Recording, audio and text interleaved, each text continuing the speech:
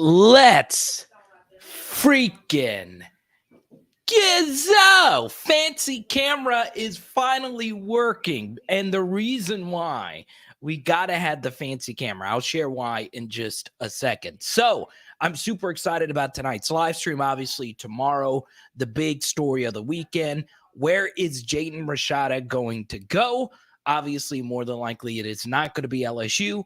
But since it is the offseason and we do focus so much on recruiting, today or tonight, I want to talk more about current LSU stuff. I want to know more about running back week. I want to know what you guys think about the running back position, not only next year, but in the past, present, and future. We also want to talk about the current team. Any position group you want to talk about, we will talk about them tonight. You want to talk about deep snapper? Well, keep this in mind.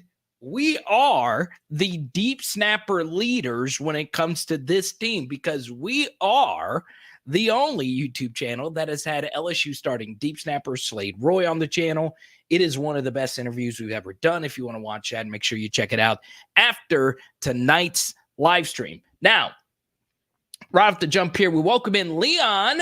Welcome to Leon. Welcome to the first time to the live stream. You might be a Miami fan. That is perfectly fine because, as Kyle points out here, I have been saying for weeks, JADEN RASHADA just feels like Miami. He looks Miami. He has that flair to him that kind of sort of feels like the U, right? And the bottom line is this. Kyle watches every second of nearly every live stream, okay? I've been telling you for weeks, Miami makes the most sense. He had already made the official visit to Florida. If he was going to commit to Florida, he would have already done so. So tomorrow, I do think JADEN RASHADA is going to go to Miami. I know for the longest, you have been watching this channel. I am not a recruiting insider. I don't have anyone close to the RASHADA camp. I know no one that works at Miami right now, okay? Just his actions just kind of felt like Miami is going to get this thing done tomorrow. It makes a lot of sense, okay? So the bottom line is this. JADEN RASHADA is a really good quarterback, but LSU now has to worry about Dante Moore, who is currently on a visit at Oregon. Also, a very key recruit for LSU coming up is Darren Reed. His commitment will be on Independence Day, which is coming up as well. And he is currently visiting Ohio State. So we shall see what happens. We welcome in Mac. Welcome in Roderick.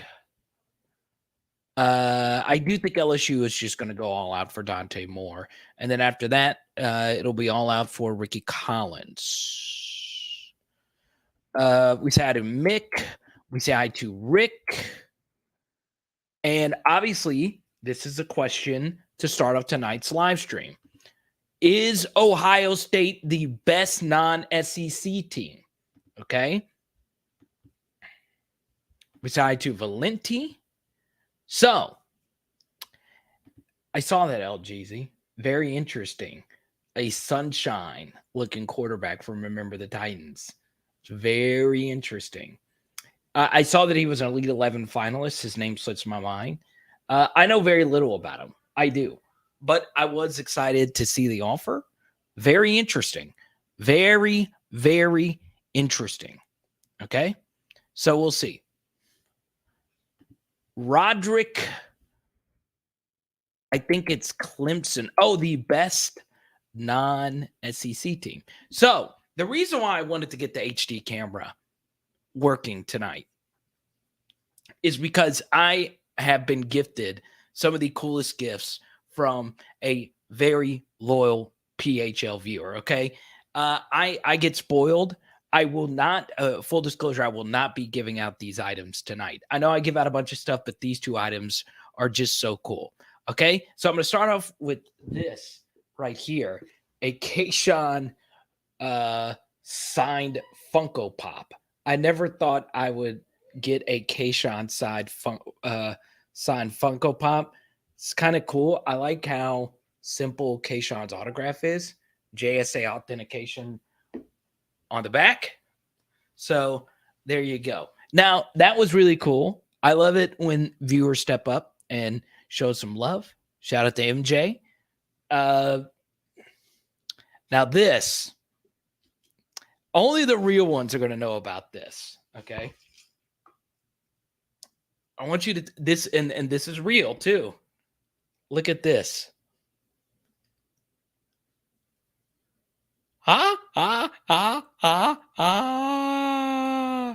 Look at that.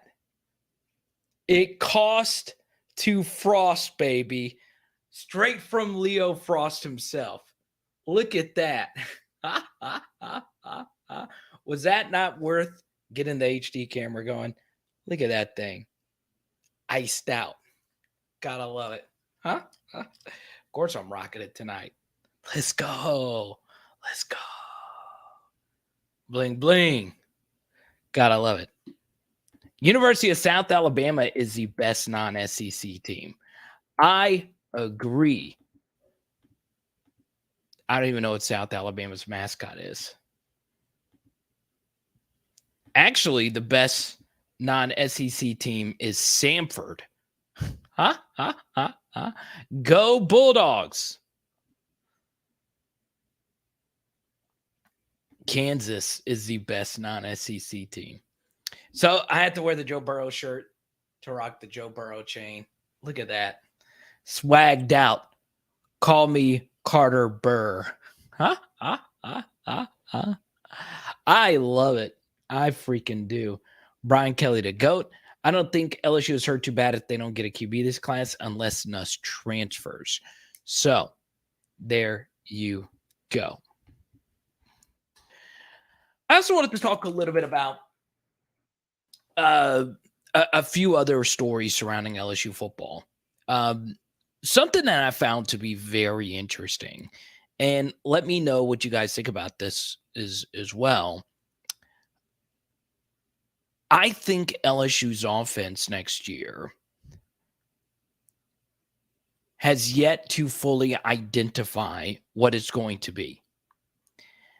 I think the hardest thing about trying to figure out what the LSU offense is going to look like is that I do feel you need to call a dramatically different offense for all three of the quarterbacks. So, what is the one thing you can do that doesn't dramatically alter all three of these quarterbacks? Well, you could have a really good rushing attack where all that quarterback in the backfield has to do is hand the football off to that player. Okay. So for me, I think the best course of action would be for LSU to help develop that running game going into next year, which is why we are doing running back week. Now, my retort to that would be you also have to have a vertical passing game. And we have talked about this a lot on this channel about the yard per play numbers and the yard per pass attempt numbers being one of the biggest prerequisites when it comes to winning a national championship. Georgia's vertical passing game last year was pretty good. Now, it wasn't elite. You're not going to confuse them for Joe Burrow to Jamar Chase, but they were still good, and they were able to get vertical when they absolutely needed to get vertical. So for me, I feel as if LSU's offense is going to have to do two things. They will need to run the football a little bit more efficiently, but I do also want to see them rely heavily on play action. Okay? And this is the biggest thing as we say thank you again to Jared with a very generous super chat. I agree. We need a strong running game, but we got to take advantage of the talent in the wide receiver room. And that's the funny thing about it is LSU has some special wide receivers. They have one really, really special one. But What about the rest of that room? What about them? Are they ready? Are they where they need to be to take that next step? I think Jack Besh is for sure. And hopefully Malik or Brian Thomas Jr. steps up. And we know for sure that Jorey Jenkins is going to be Jorey Jenkins, right? Welcome a Bama fan in here. That's all good. Does Walker Howard redshirt? He does. Good to see you again, Leon. What quarterback do you think we get in this class? That's a good question. Crossing my fingers for Dante Moore. Okay, let me see if I missed any other. Mac, I agree with you so much here. So there you go. It's a good question here from Rick. If we play to our strengths, our wide receivers are strong, will our quarterback have protection to get the ball to them? Yeah, that's a good question. And that's why play action is so big, right? Play action just makes things a lot easier for the quarterback. And what I think LSU's offense will evolve into is two different tenets. And if you do these two things in the modern game, it will make quarterback play a lot easier. Okay? The first thing you need to do is play action. I love play action more than any other YouTuber out there. Now, why do I like play action so much? Well, it's simple. Play action makes the defense respect the run despite needing a great running game for that to work, right? Here's a good example of it. So last year, LSU had an awful rushing attack to start the year, but play action was still working very well for LSU last year. Very well. Now, why was it working so well? Because you don't need to have a good running game for play action to work. Now, what I said a minute ago is still true. I hope the running game is more efficient and better early on next year, and I think it will be with Brian Kelly. But it is very, very important to use play action to your advantage.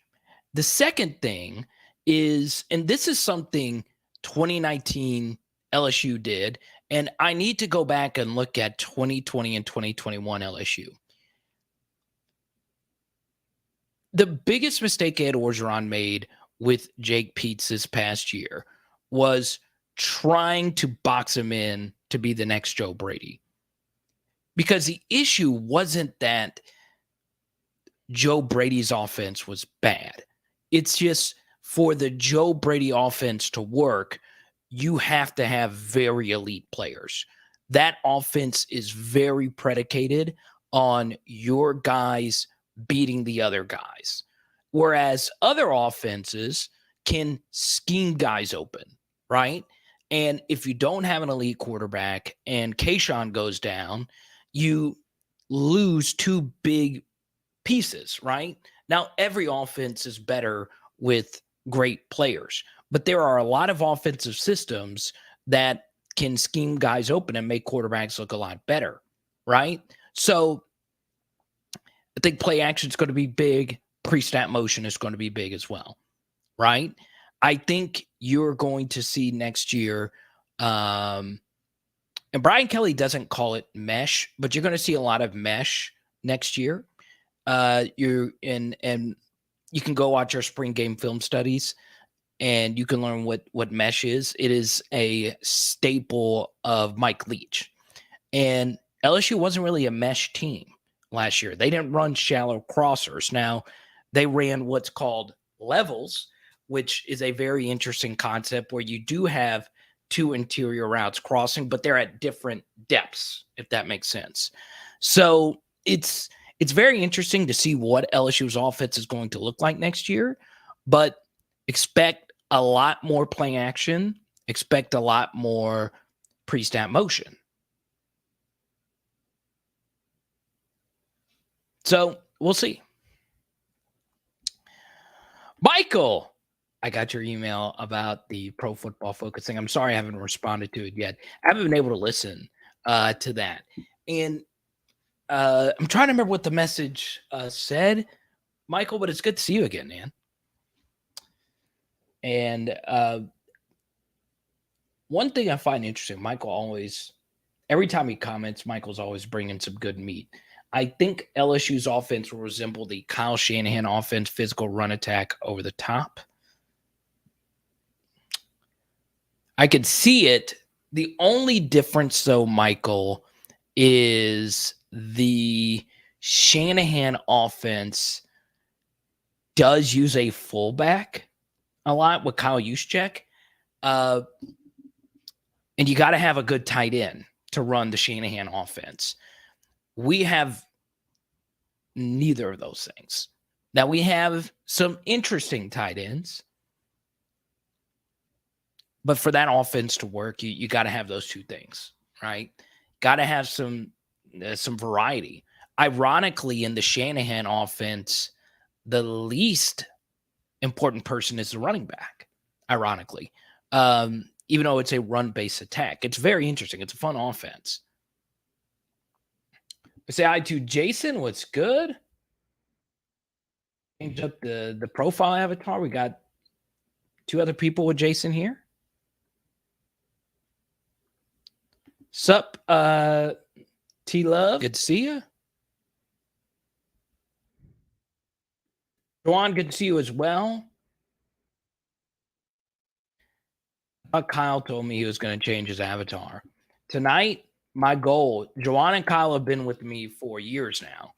I am changing Juwan's avatar tonight. We are bullying Juwan and Kyle, in particular Kyle, to change his avatar. But I like comments like this from Juwan. Now, I don't like the contents of it because I don't want us to go 7-5, but I like the honesty. Not championship ready yet, and our recruiting is lackluster. We aren't in that many recruits, top 4, 6, or 8, and it's pathetic. So, Juwan, if I'm not mistaken. By the way, as far as the tight end comment is concerned, I hope one of them turns out to be George Kittle. Maybe Mason Taylor is George Kittle in year 1. John, I saw you at the end of the video with the Kyle Parker chat. It might have been somebody else, but you said, why aren't we getting more 4- and 5-star recruits? Well, a lot of them just aren't committed yet.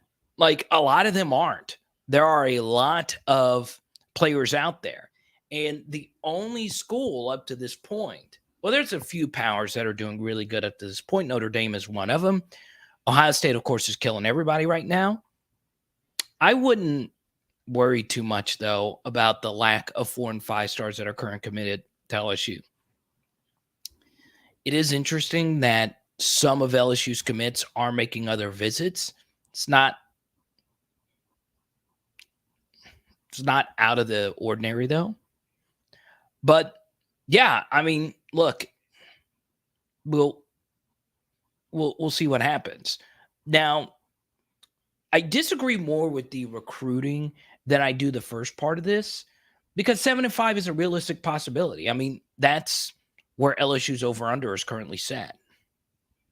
So, it is what it is. Kyle, I disagree. I remember you saying it. I think tonight we'll see the wonderful Kyle. Johnny 5 and his lovely girlfriend Gail, welcome back. That's the earliest Johnny 5 has been in a live chat. Good to see you, man. I want to show you my new bling bling right here. Look at that.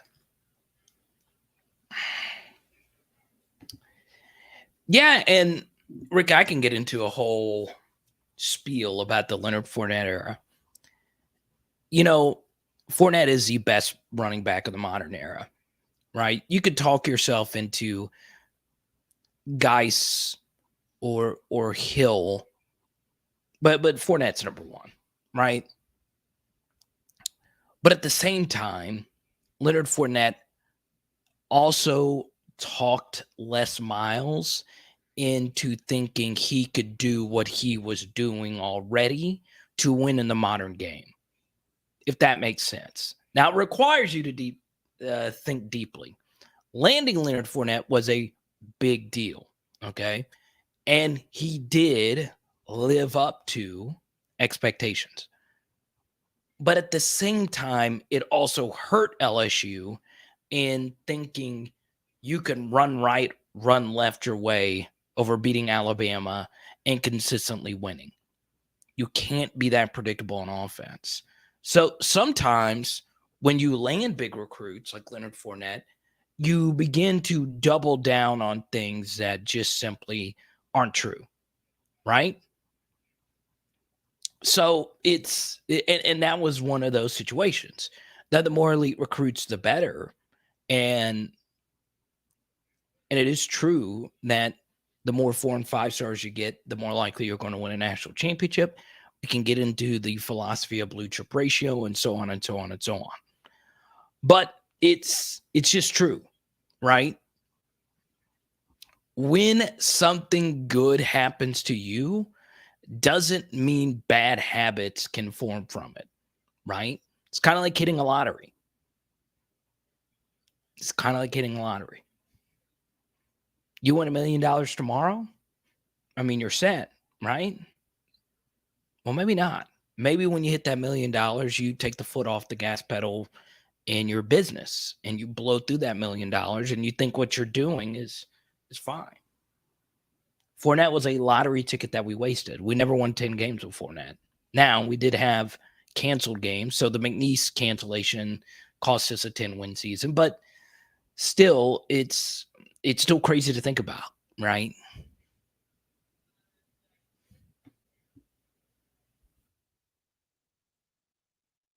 Cool, good to see you.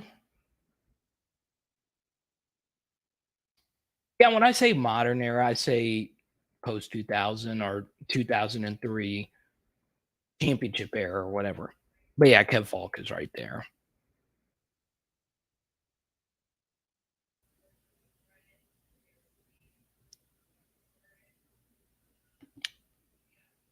Seinfeld, I like it. Everyone, welcome Brett to the channel. Good to see you. I'll show Brett some love. Let's see who is going to match Jared's $5 super chat.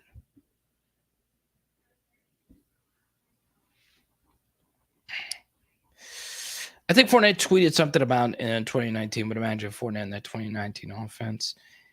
Yeah, but I also think Clyde fit that offense a little bit better. But you're right. I mean, they still would have won everything with Fournette. And it's interesting, right? It's amazing how much Fournette's game has evolved with Brady, right? So, it's crazy to really think about those things. Like, the focus should have been, I mean, we knew Fournette was going to be good, right? But the focus should have been, what do we need to do to develop Brandon Harris? What do we need to do to, get our vertical passing game going? Because, Malachi Dupree, Trey Quinn, Tyron Johnson. I mean, Trey Quinn and Tyron Johnson played in the league. They weren't the issue.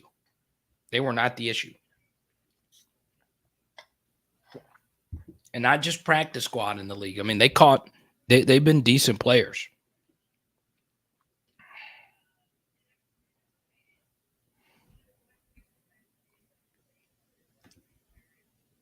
Dwayne Bowe, Patrick Peterson. TP7.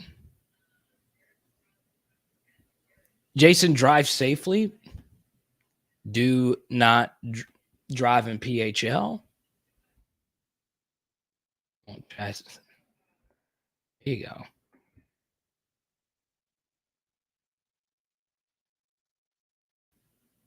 There we go. Skipper, you get to pick the next topic. You can pick whatever you want, man. Floor is yours. And I love Skipper's family. I love that he is the only one in this photo not rocking the PHL shirt. I love it. I was lucky to meet Skipper. just a few months ago. So I'm hoping to get to meet a lot of you in the next few months. We might, just going to throw this out here, we might be doing a PHL Alabama meetup before the season. So Jared, I'll be reaching out to you probably after the live stream, but yeah, we'll be doing something.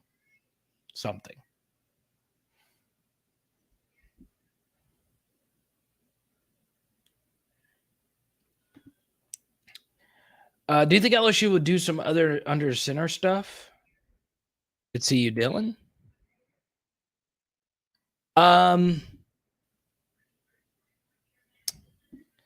Yeah, I do. Nuss's last touchdown in the spring game was on a bootleg. So, yeah, that was very interesting. Yeah, he did. It was like a bootleg, and the touchdown was complete to Jack Besh in the back of the end zone. So there you go. Do you think LSU would do some under center stuff? Yeah, I think so. Now, how much? I don't know.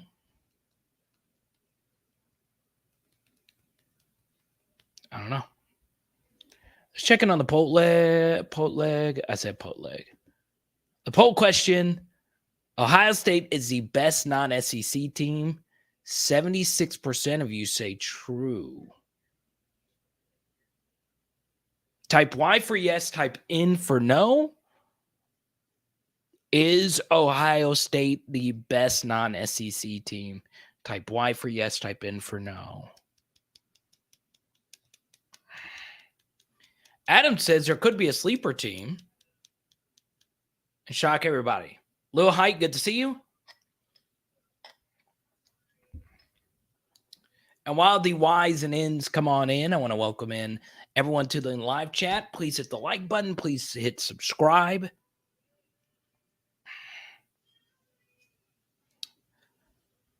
Ring the bell.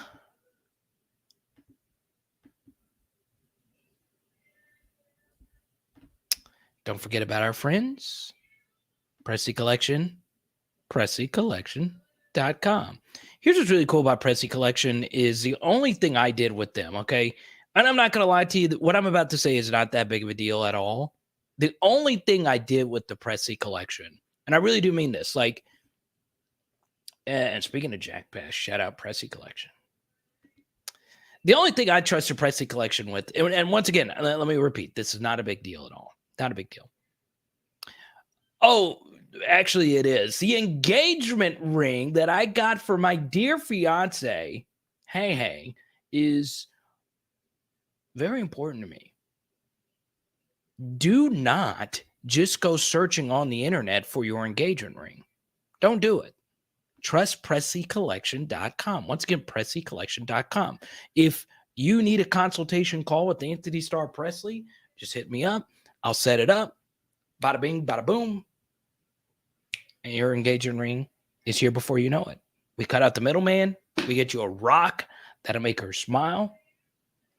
PressyCollection.com. Fellas, you need some bling bling. Ladies, you need some bling bling. PressyCollection.com. Diamond pendants, everything you need to know. PressyCollection.com. Dylan, you get to pick the next topic. Thank you so much. I wonder if someone is going to do a $10 Dylan match tonight. I'm just wondering. Okay. Had something pretty crazy. We haven't had a Hundo Club member in quite some time. We used to get a ton of $100 donations. It's perfectly fine. Trust me, inflation's killing us. Gas price is killing us. I totally get it. But Hundo Club member, you're getting a Leonard Fournette jersey patch card tonight. Hundo Club member. $100 donation. Also, don't forget, you can join the PHL T-shirt club. Well, Skipper, you know Star Presley is going to take care of you. You know it. I promise you. You guys know you don't see a like. I know I got some bling bling here. I don't think Anthony Starr Presley is going to love that I didn't go through him to get my, this was a gift, Joe Burrow necklace. But Dylan, you get to pick the next topic for sure. Everyone, round of applause. Skipper 50-year anniversary. I love it. Rick, I agree with you. I just agree with you. Like I don't like overhyping players. I don't. But Jack Bech is a very special player.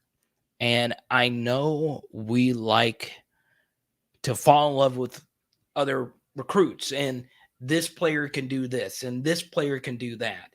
And last year, I understand that I, got some hate for saying, hey, look, Trey Palmer and Devonta Lee can be great.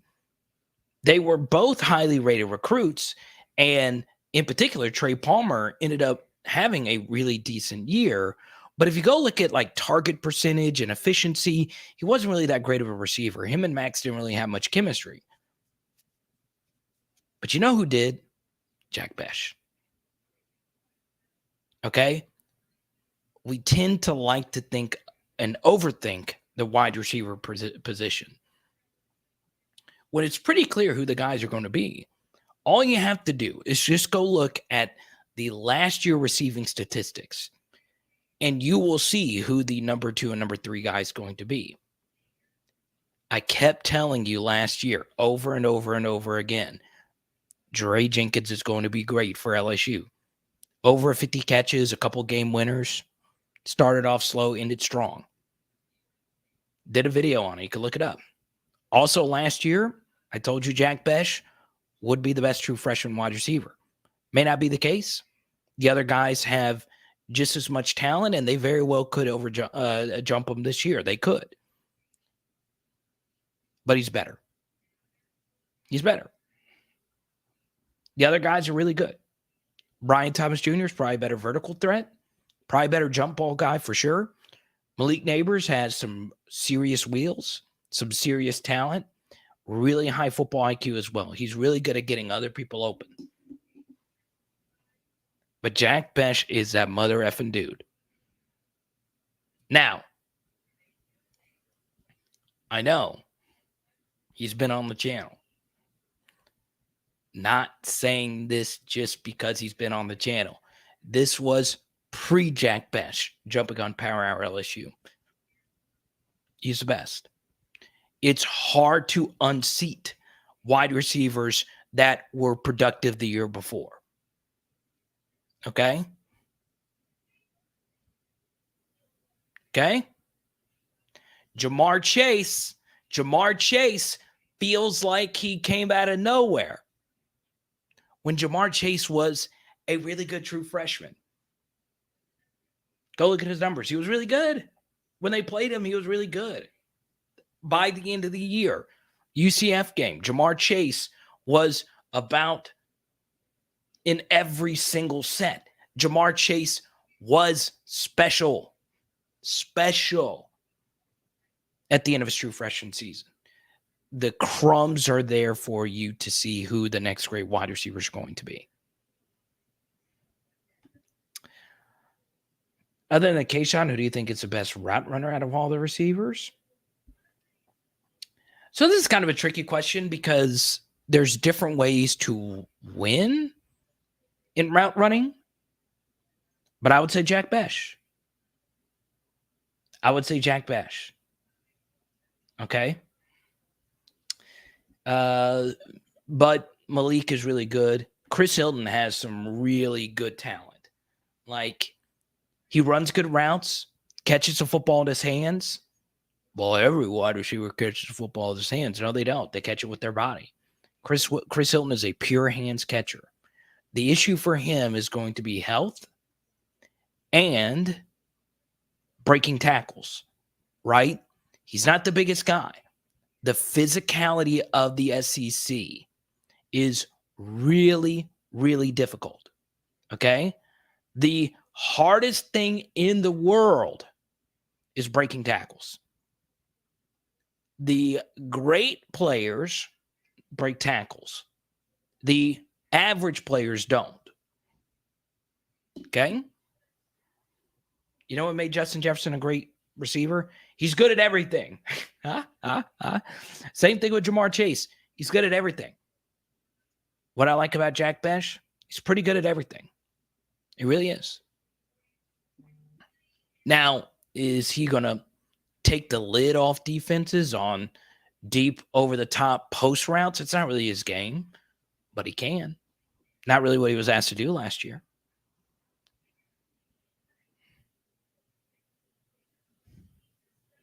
Good question here from Rick.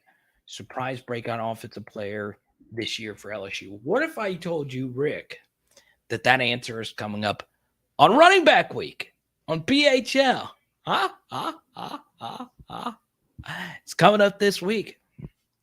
Someone mentions Jared mentions Landon Ibieta. I like Landon. Landon's got special speed, but you know, he kind of reminds you a little bit of Chris Hilton in that he's not the biggest guy, right? So we shall see. But Chris Hilton's probably the fastest receiver. But you know,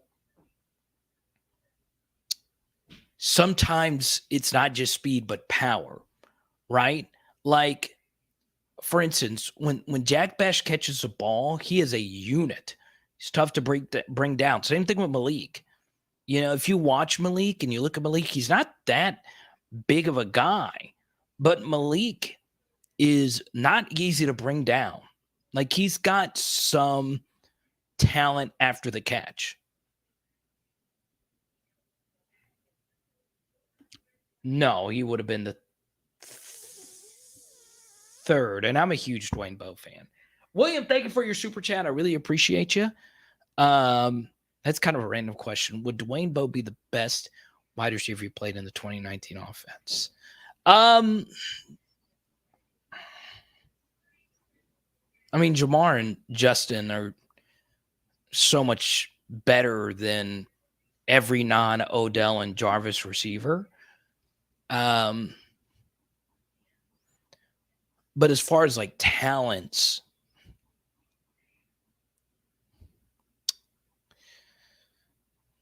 Dwayne Bowe's probably number 5 right there. But Tari, I mean, that I probably would have thought that question out a little bit more on your end before before you press send. Look, this does happen a lot, right? I get this question a lot. Would so and so be better if they played in the 2019 offense? Yeah. Everybody would be better if Joe Burrow's your quarterback, right? Joe Burrow got that entire offensive line paid at the next level, right? Terrace Marshall might be better than Dwayne Bowe. I don't think so. I think Dwayne Bowe is the most underrated LSU NFL player by far. But yeah, I think Dwayne Bowe is very underrated. And I've gone on a rant about that before. I won't do it again. Because we're talking about current LSU right now. And when I go on these rants, most people tune in to hear about current LSU stuff. So what I'll do, Tari, is if you want me to share a few advanced Dwayne Bowe stats, I will happily do that. But I want to go to William's super chat here. William, you get to pick the next question. That is funny. Somewhere over Dwayne Bowe. Thank you for the super chat, William. Leon, don't. Come on. Stop. 03 and 07 teams would have dominated the 2019 team. You're trolling, and that's fine. Now, I'm still trying to figure out if you're an LSU fan or a Miami fan. or if your last name is Hurricanes. So let me know. Because I've seen a few Miami fans comment because my video has Jaden Rashada in the title. I hope you're an LSU fan because that means you're going to stick around. That's good. 0307's not beating 2019. Nobody's beating 2019.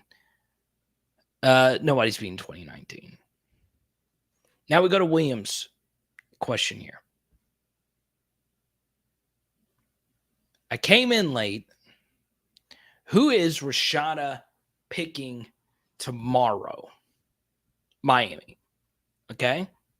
Now, once again, as Kyle is my witness, I've been calling Miami from the get-go. He took 4 official visits. If he was dead set on going to Florida, he would not have pushed back his date. Now, he very well still could pick Florida tomorrow. Miami just makes more sense, though. It really does.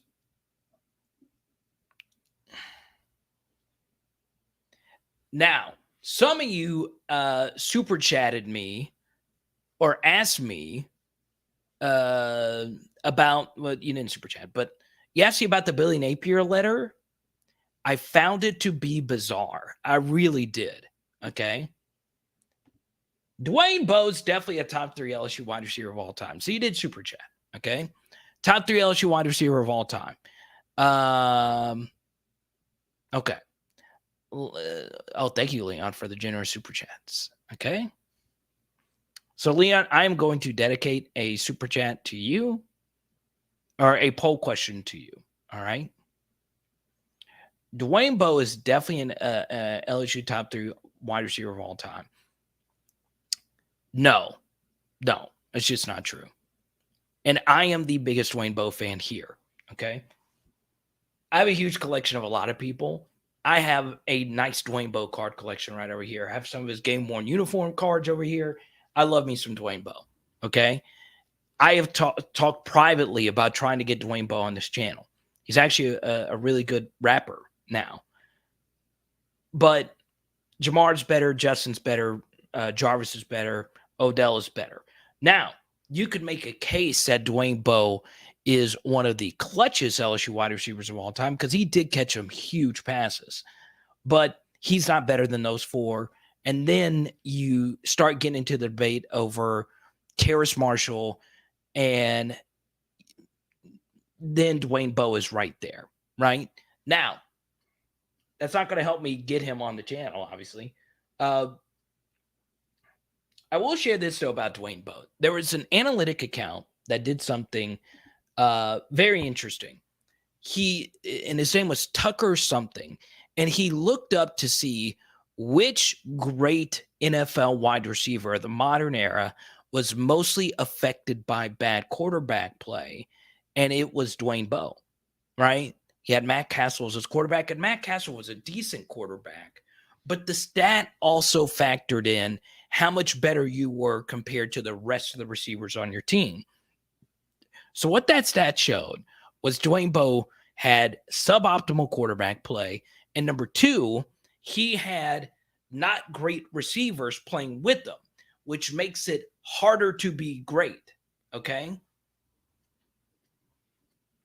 0307 LSU teams would have dominated the 2019 team. I am a Kane fan. So here's what we're going to do. Devery Henderson, I get down with that.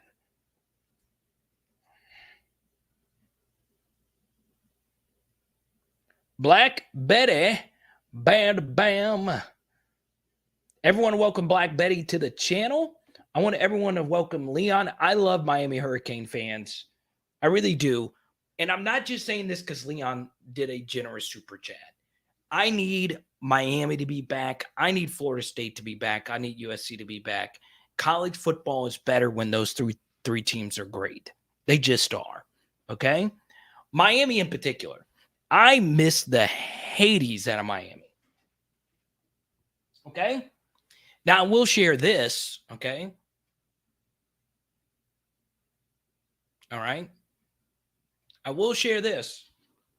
This man right here, okay, friend of the channel, Jeremy Hill, his favorite player of all time is Reggie Bush. Okay. Reggie Bush is the best non-SEC running back of the modern era. And honestly, he probably is just the best. Go ask Jay Hill who his favorite college running back is. Just ask him.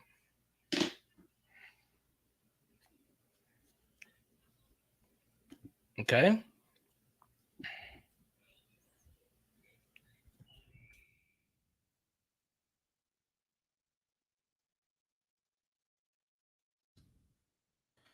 All right. So, Leon, everyone's going to disagree with you. So,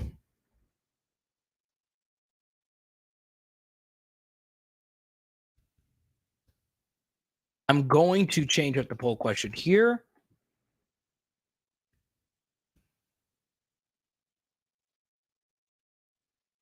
Let's do this.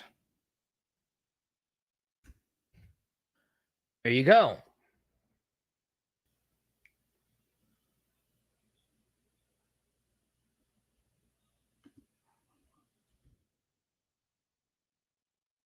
I'm interested what you guys think about this poll question. T Love, thank you for the other super chat. We'll get to it right quick.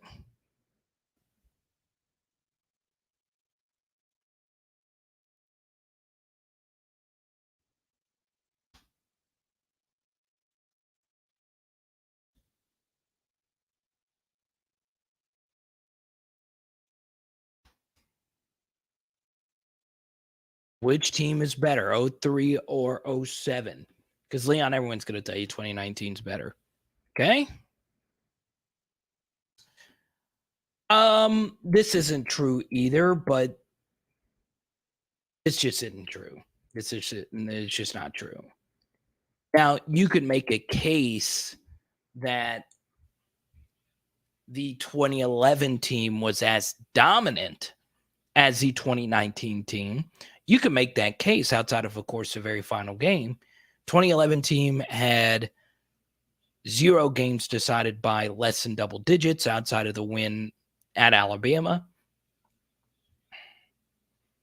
You can make a case that 2011 is as dominant, but 2019 still beats them because one team has a different number 9 at quarterback than the other. Okay. That's always just a good rule of thumb. When you're pairing up 2 all-time great teams, who has a better quarterback? Who has a better quarterback? Okay. Now, I would agree with Chris. Good to see you, Chris. Tell the family I said hello. 2011 was better than 03 and 07. I agree with that. Okay. I agree with that. Now, I wish former PHL guest was in here right now. You guys know what I'm talking about. Justin Vincent. Okay. And I haven't talked to Justin since the interview. I probably should message him, see how he's doing. He's a super busy guy. He actually kind of sort of shared this, and it may not have, you might have gotten some heat for it. I don't know. But he said the 06 team is slept on, and it is. Just as many losses as the 07 team. Better quarterback, maybe. Flynn versus J. Russ. I mean, I'll say this. Both of them were the clutchest quarterbacks you'll ever see. You can make a case 06 was better than 07. Okay? Make a strong case. Offensively, the 2019 was better. Defensively, the 2011 team was better. Agreed. Now, the difference, though, is 2011's offense was nowhere close to being as good as 2019's defense, right? 2019's defense was playing its best football at the end of the season. The 2011 offense was playing some of its worst football at the end of the season. Okay? See what you did, Leon Hurricanes? So who is going to match Leon Hurricane Super Chat? How could a Miami Hurricane have the top Super Chat in here? I love it. Thank you so much, Leon. I appreciate you. So far, which LSU team was better? 07, 03. 03 currently winning 58-42.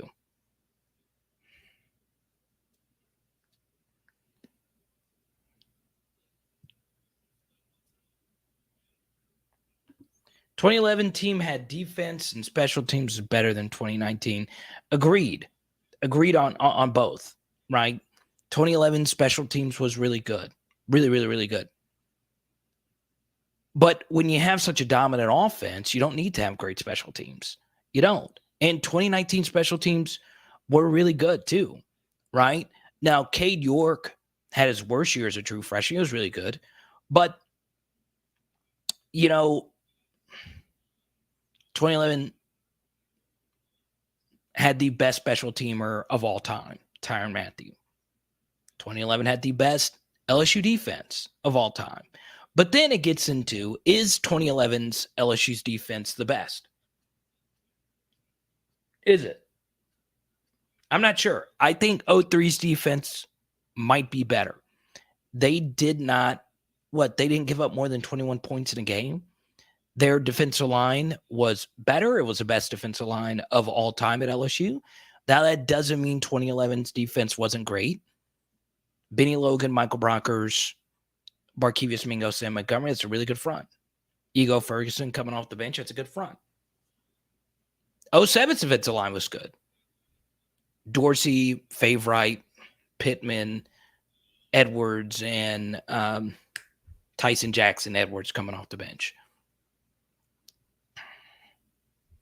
03's defense in the secondary was really good. Right? C-Webb, Hunt, and those guys, really good secondary. Landry. But let's go over a few things with the 07 team. Okay? Let's go to Rick Super Chat. Who's better, 01 Canes, 09 2019 Tigers? LSU had more wins versus top 10 teams and routed their last four opponents who were 2-5. Yeah, and look, I get into this all the time with Miami fans. Let me know what you know, Leon. I'm glad you did. Okay, Rick is trying to get it to get it fired up in here. 2019 LSU is better than 01 Canes. Now, could you make a case that the 2001 Hurricanes or any of those early 2000 Hurricane teams had more talent than the 2019 LSU team? You can make the case. You really can. They might have better top to bottom talent. But one team has Joe Burrow and the other one doesn't. Okay? I still think 2019 is more talented than 01 Canes. 01 Canes, though, I mean, their starting lineup is just insane. I mean, they were dominant start to finish. I would consider them second best team. I would. Their defense was definitely better than ours. I don't think anyone in here would disagree with that. Everyone's added, Danny, Miami fans have money to blow. Not like they can bet it on their team. Welcome to PHL, Leon. I'm sorry I'm late. There you go. Everyone welcome Leon. I'm enjoying. Can I say this, though? And I'm not just saying this, okay? I shared this on a Florida State stream, okay? LSU and Miami are the same program. They really are the same program when you really think about it. Off the field controversies, you betcha. Eccentric head coaches, you betcha. The most ridiculous amount of NFL talent, you betcha. Some of the biggest personalities you'll ever see as players, they don't come bigger than Miami and LSU. Now, you can make a case for Florida State, but still. Iconic uniform colors and fandom, Miami and LSU. They're the same program. More modern era success than vintage success, Miami and LSU.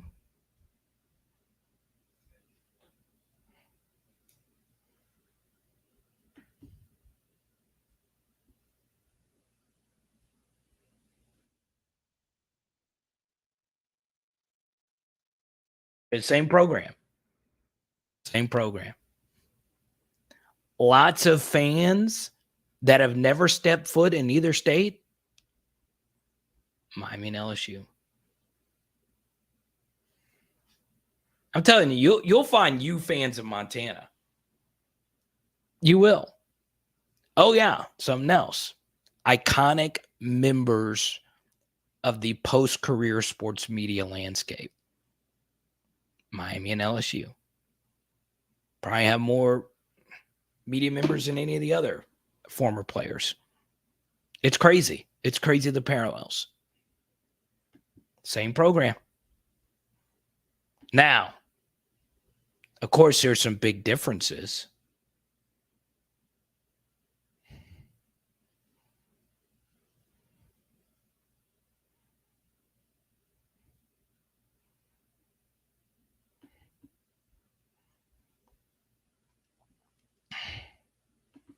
Miami fans are more delusional than LSU fans. Agreed. But I do agree their personality stronger. I don't know, though. I don't know. Miami or LSU? When you think I mean, look. I mean, look how crazy this is. Got the best viewers sending me this. This is crazy. Shout out to MJ once again. Look at that. Isn't that just crazy? Joe Burrow is going to send me a cease and desist soon. It cost to Frost. I will look at Leo Frost, the jeweler's Instagram account. He's got every elite NFL player. So I got that, and I got this Kayshawn signed Funko. This is great. Once again, if you join the PHL T-shirt club tonight, or if you join the Hundo donation club tonight, you're getting a Leonard Fournette jersey patch card. Uh-oh. Is Van back in this thing? Uh-oh. I'm back. Van, what's good? Van's one of the most knowledgeable people of early 2000s college football.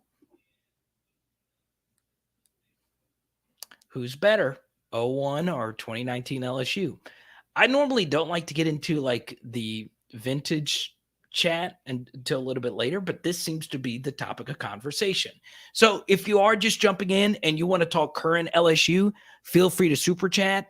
I will go to that topic immediately, but let me know. Type Y for yes, type in for no. I will keep it on this topic. Okay. Now, I got a lot of super chats about the 07 team. How good was the 07 team? All right. I did find a stat that makes the 07 team the most unique national championship team of all time outside of the 2-loss thing. Okay.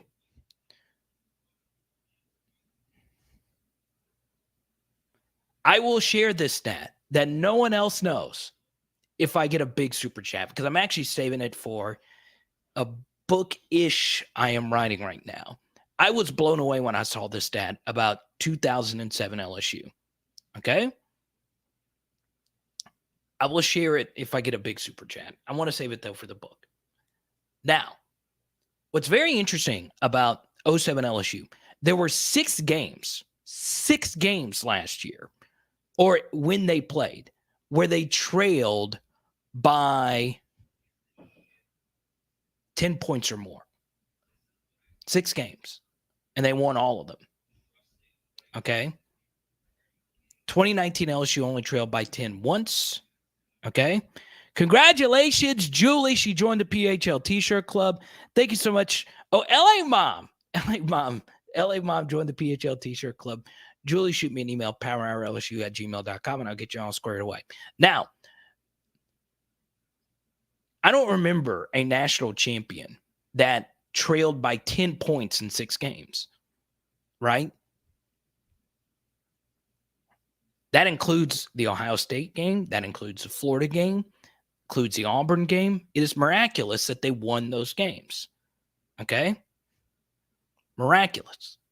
Now, shout out to Van. That's a nice super chat. Thank you so much. Appreciate it. So I'll share the stat right now. I was going to save it. I was blown away when I actually saw this. All right. Now, everyone, show some clap emojis to Van. Really appreciate you stopping by.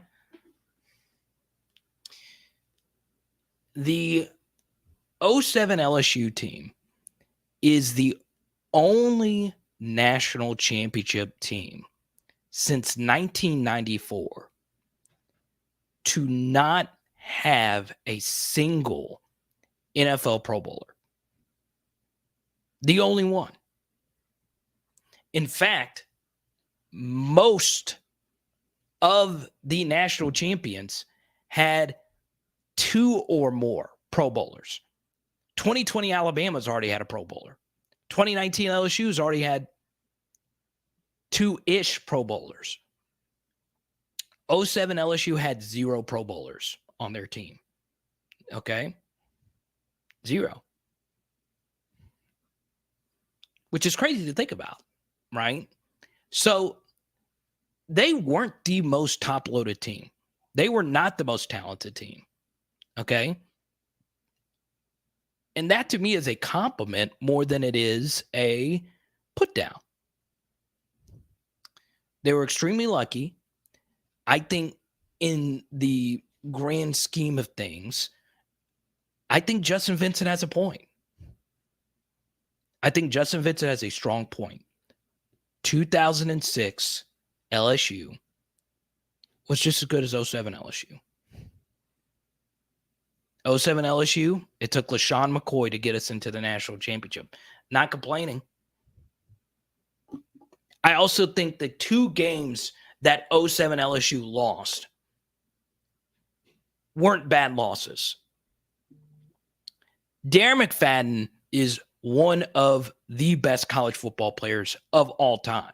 You should not be ashamed that you lost to him, to a team whose 3rd best running back was on the cover of Madden, okay?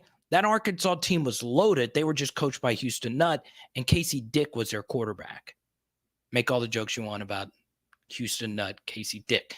But that was still a really good team that LSU lost to. They had some good players. They had that wasn't a bad loss. Darren McFadden always destroyed. Okay? Always destroyed LSU. All 3 years he got LSU. Okay? He got us when we still had LaRon Landry. I mean, he got us every time. And the Kentucky loss, that was a tough loss, right? Joker Phillips was a good OC for them. They were just a good team. Woodson, who remembers this? Stevie Johnson on that team. Stevie Johnson is one of the best route runners you'll ever see. That dude was unconscious in the NFL. Okay? 07 LSU. The reason why 07 LSU won a national championship, they won it despite of Les Miles. Okay? The sign of a good team is playing your best football towards the end of the season. 07 LSU played their best football at the beginning of the season. They only had 2 games when they walked out there and just boat raced opponents. And that was the first 2 games of the season, right? 07 LSU is one of the best LSU teams of all time. No one's going to deny that, right? But context is very important. They were a gritty team. They were an experienced team. And the reason why they were able to beat Ohio State down 10, the reason why they were able to beat Auburn down 10, the reason why they were able to, win versus South Carolina despite a sluggish start is that team was experienced, okay? They had veterans. And that's why they were good. They didn't flinch under pressure. That was probably the most pressure-packed national championship run you'll ever see, as far as like games that you absolutely had to find a way to win. I mean, even the Alabama comeback versus John Parker Wilson was miraculous. They were down by 10 in the third quarter. Matt Flynn, fourth down pass, clutch pass breakups from Shevis Jackson. And then, of course, obviously, the iconic Chad Jones forced fumble. And then, for you super diehards, who can forget Craig Steltz ending the game on a fourth down pass breakup where Alabama was driving down the field? We got very lucky. That whole season was very lucky. And that season of college football is still the greatest season of college football ever. And it deserved a miraculous national championship. Haven't even talked about the fourth down Florida game, the 5-for-5 fourth downs. Haven't even talked about, to me, the underrated unit. I think the 07 offensive line was the best position unit on that team.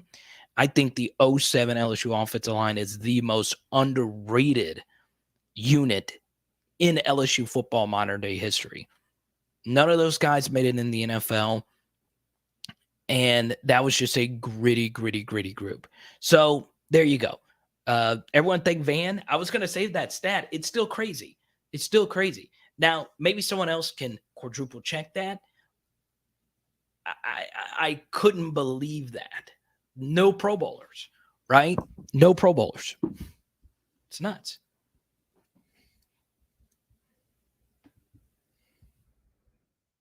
Travis Daniels, C. Webb. Let's go. But I want to write a book on that whole season. That whole season was just so much fun.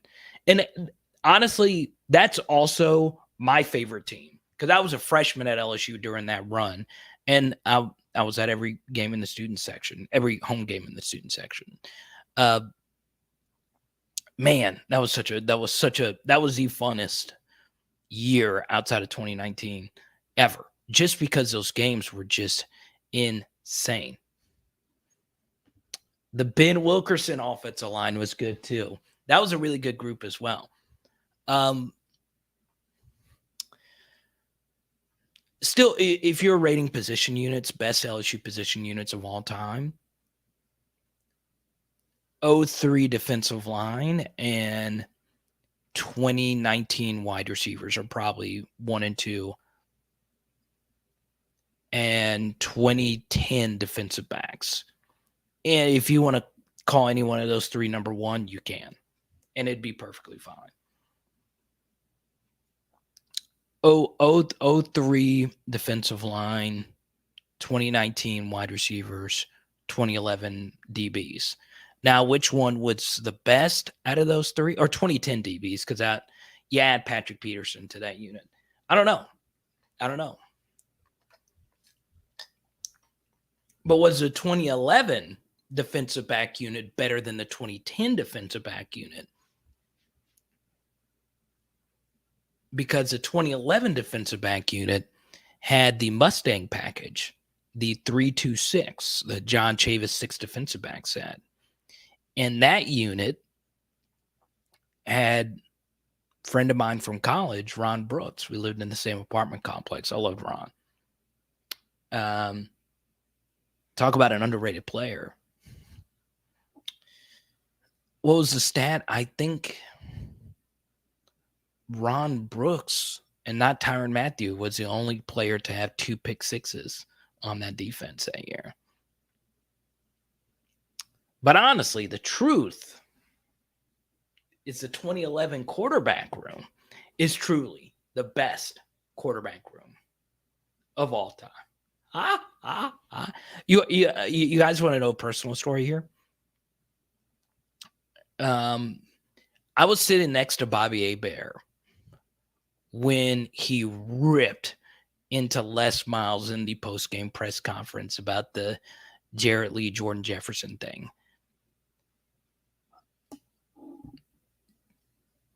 I won't get too deep into that.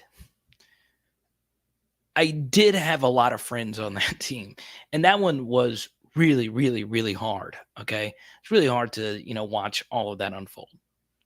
Now, here's what I'll say. I don't think a lot of those stories are true about that team, but I do think the overall sentiment over, um, I think the overall sentiment is that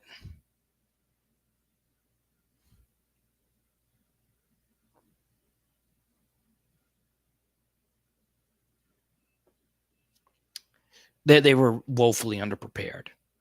I will also say this: Jim McElwain. I interviewed Jim McElwain before the game or before the actual game.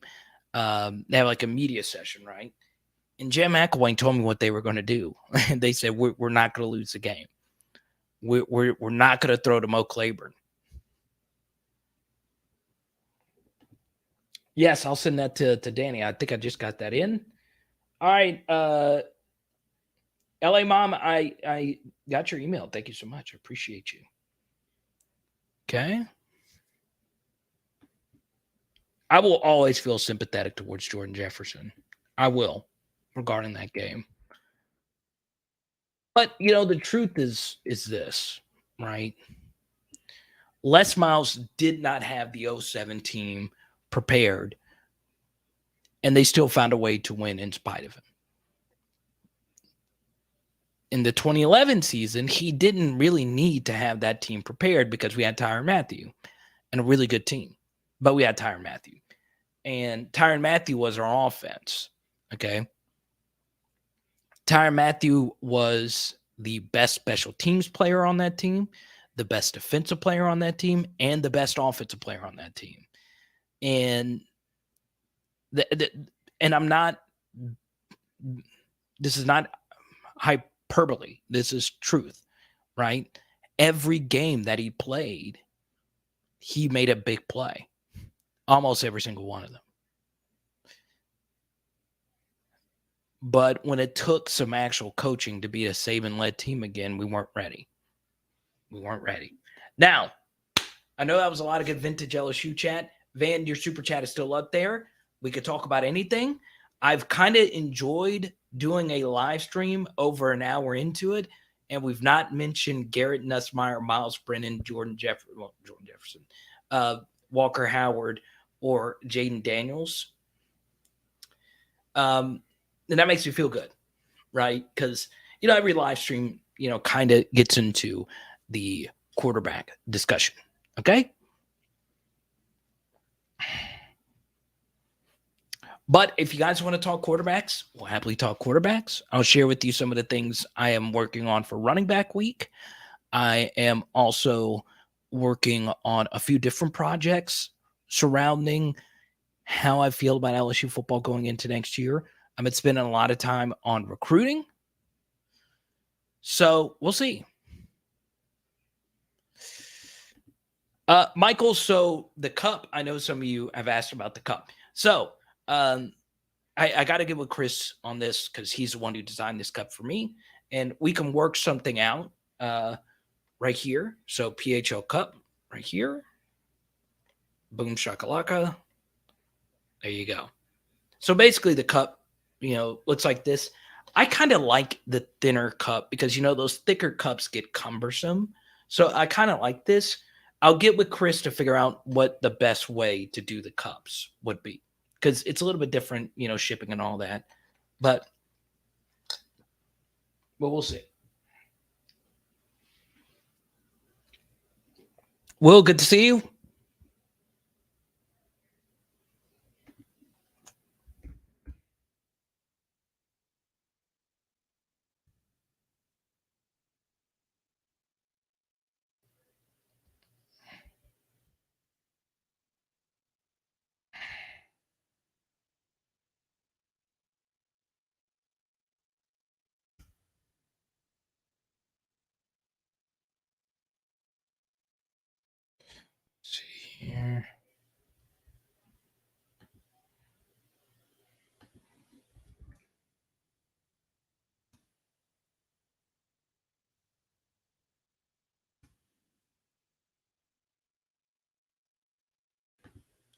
All right.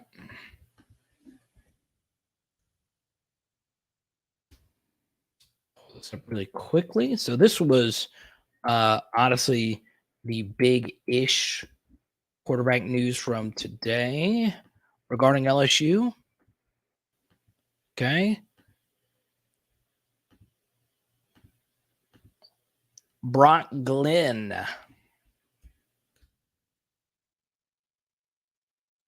number 18 ranked quarterback. I've never watched him play, so I can't really say anything. Huh? Huh? Huh? Um, doesn't mean if he's interested in LSU, he might have just had an offer. I know he's an Elite 11 finalist. So there you go. So this is the other quarterback that they offered. Okay.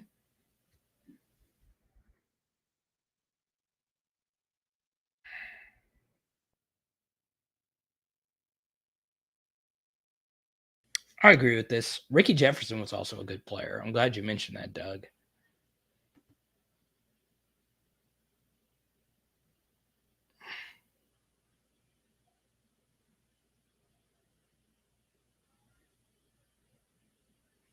Ohio State offered today.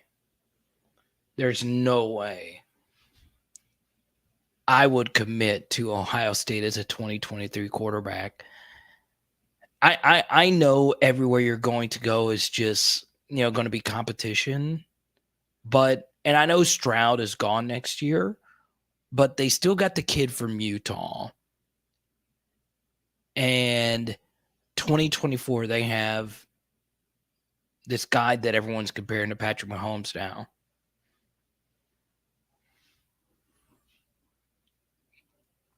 So there you go. Really excited about that Kim Mulkey recruit. I agree with you. The young lady out of Parkview High. It's pretty good.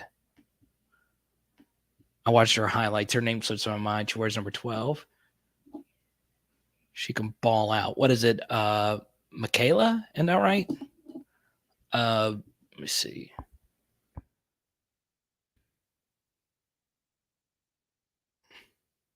Michaela Williams. That's right. That's cool. Shout out to you, Michaela. Pretty excited about that. Oh, did anything happen on the Rashada recruitment? No. He'll announce tomorrow.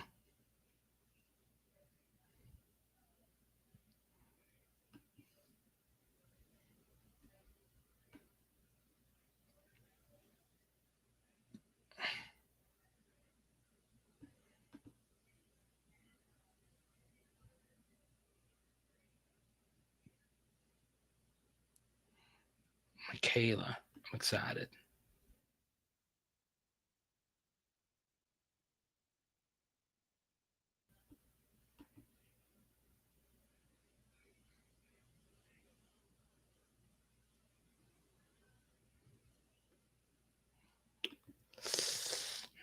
Mm. Oregon.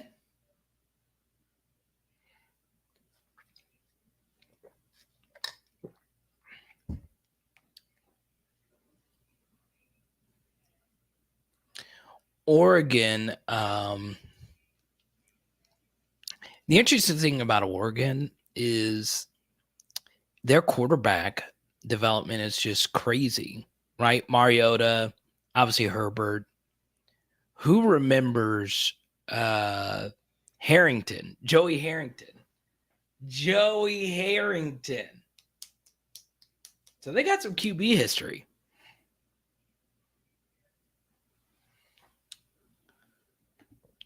Ten more Saturdays to college football.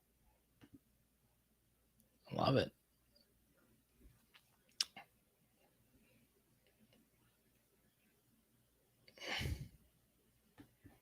Oh my God. Tari is just full of just really, really, really, really bad takes tonight. You dropped that Dwayne Bowe take earlier, which still is crazy to me. Patrick Mahomes benefit mostly from Tyreek Hill. then why are his splits still good when Tyreek Hill is out of the lineup? No one has explained that to me. And they still have Travis Kelce. Now, I don't know about the rest of the receivers. I don't know if Juju Smith-Schuster has anything left in the tank.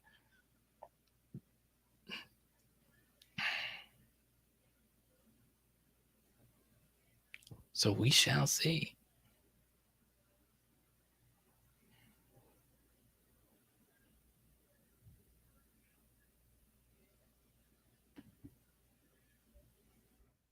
Dennis Dixon. Who remembers Dennis Dixon?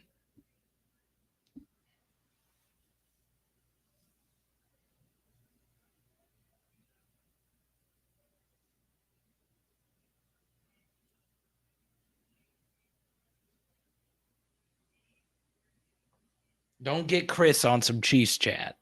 This is not Kansas City Chiefs chat. You would think so, since we've talked about Dwayne Bowe, Tyreek Hill. Next, coming up next, the latest on Jamal Charles.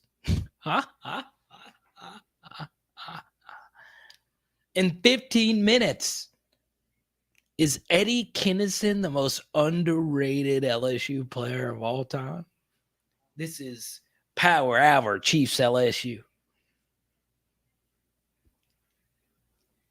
Is Daryl Williams?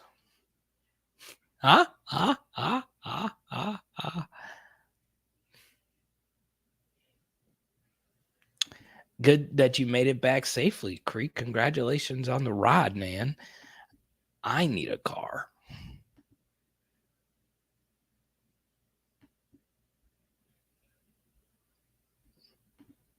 Oh. Congrats to LSU legend Mike Bianco. 1 win away from the College World Series. Ole Miss. I don't know anything about like the regular season, so I don't know if Ole Miss is like I don't know if they were just like really bad during the regular season and they're just on like a hot run.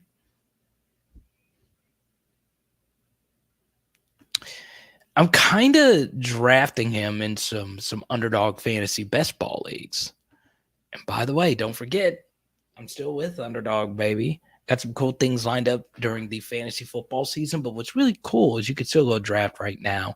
Promo code Carter obviously helps the channel. Check it out, underdogfantasy.com. Promo code Carter. David LaFleur.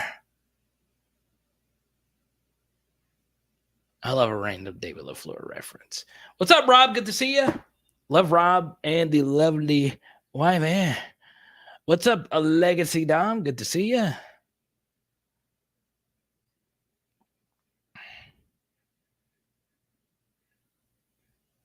Tari, you really think Patrick Mahomes is going to fall off the planet Earth this year? Do you know anything about football? I just want to know. You've had some hot takes, and I don't mind hot takes. I don't.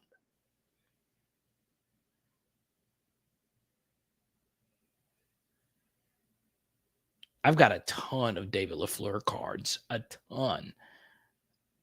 I think I might have sent some to Rick.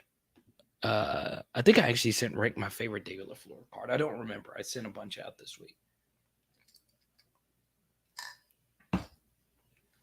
But Patrick Mahomes, you really think Patrick Mahomes is just Tyreek Hill?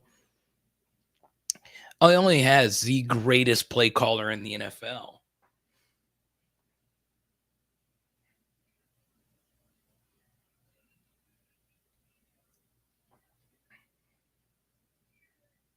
No big deal. Just the greatest play caller in the history of the NFL. History's kind of strong. I mean, what about Bill Walsh? Get into all that.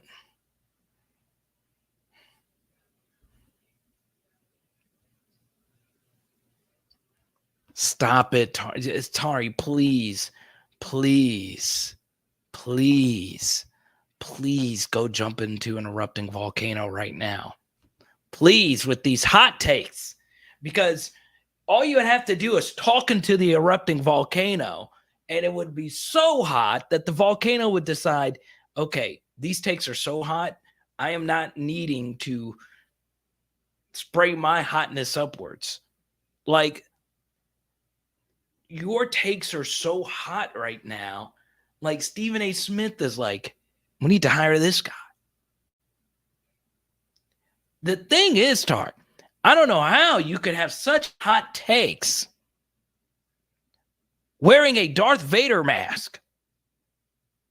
Like, I'm hearing you. I kind of feel like you, like Darth Vader, like you're typing it out.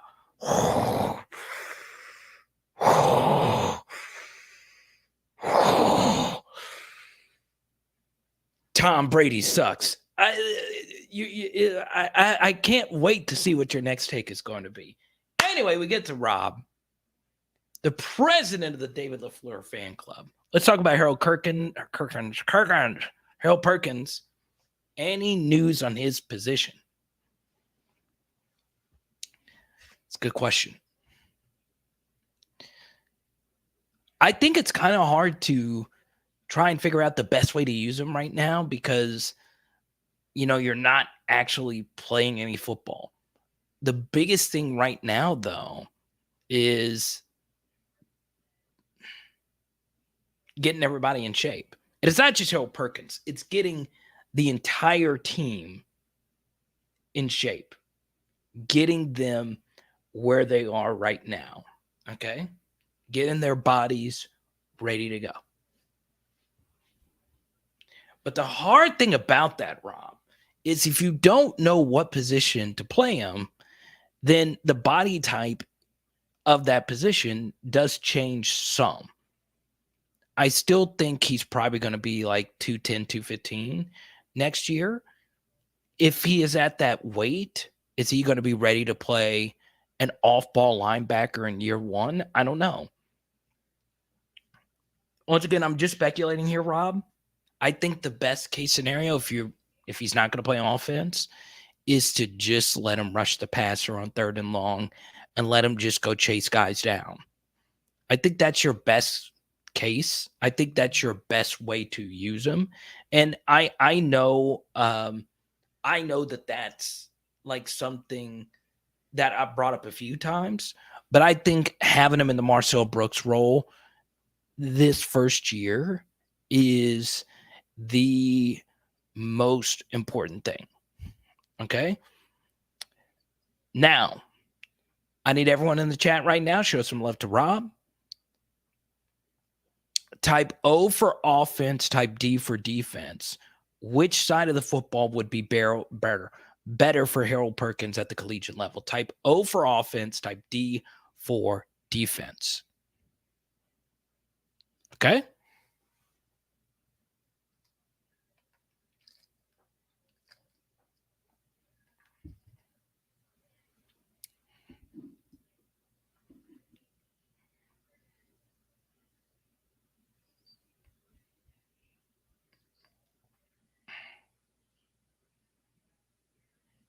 Ooh.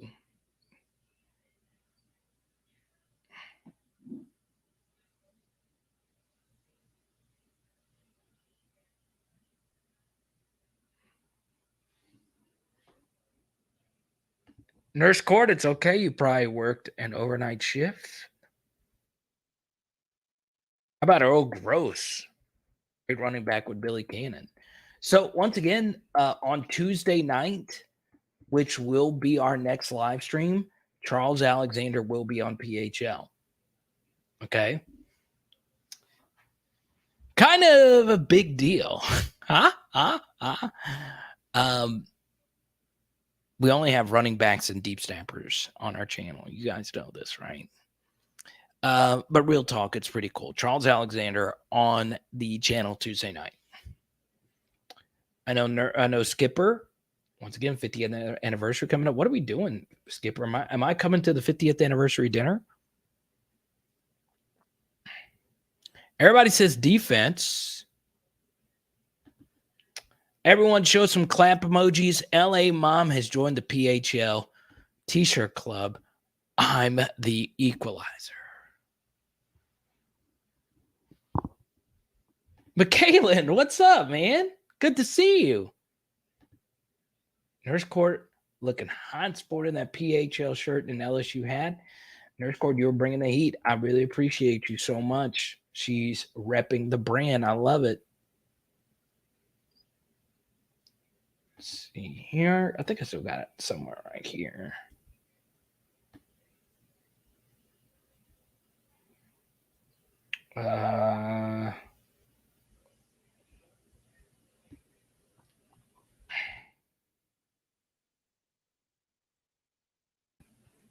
There we go. Share screen right here. Oh, I show love to people that rock the PHL gear. There you go. There she is. Thank you so much, Nurse Court. I really appreciate you. Oh, man. I have as good a chance as Joe Burrow jumping on this live stream as Jaden Rashada has picking LSU next year. Billy, it's been a while. Good to see you.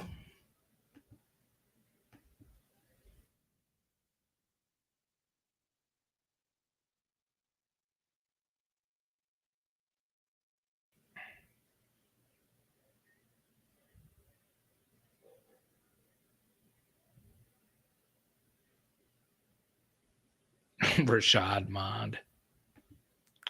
Tari, just stop. Just stop. Lamar Jackson, best QB in the NFL. I'll say this, okay? I still think Lamar's MVP season is still like one of the most incredible things I've ever seen in my life. He was a movement. I'm also drafting Lamar in a lot of fantasy leagues, a lot of underdog drafts. In today's draft, I drafted Lamar. I love Lamar for fantasy this year. I think a lot of winning teams is going to have Lamar Jackson on their fantasy team. He still put up big numbers when he was healthy with not a great roster last year. I mean, they were hurt. But that's fine. I look, if Lamar gets back to form, he very well could be the best quarterback in the NFL. But he's not. Aaron Rodgers is still better. Tom Brady's still better. And now I think, I can't say this on this channel because we're all going to agree. I think Joe Burrow's better. I would take Herbert and Allen as well over Lamar.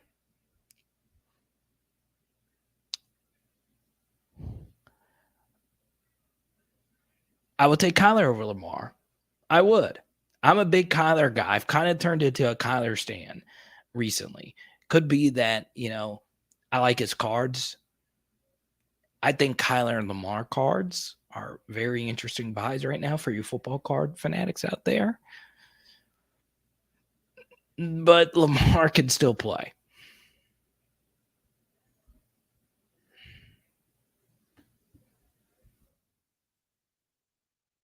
Lamar's 220. I like that he is I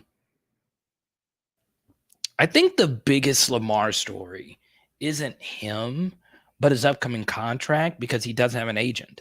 He does not have an agent. So he is going to sign his own deal. Right? So Derek knows this. I did draft Lamar today. I'm a big Lamar guy.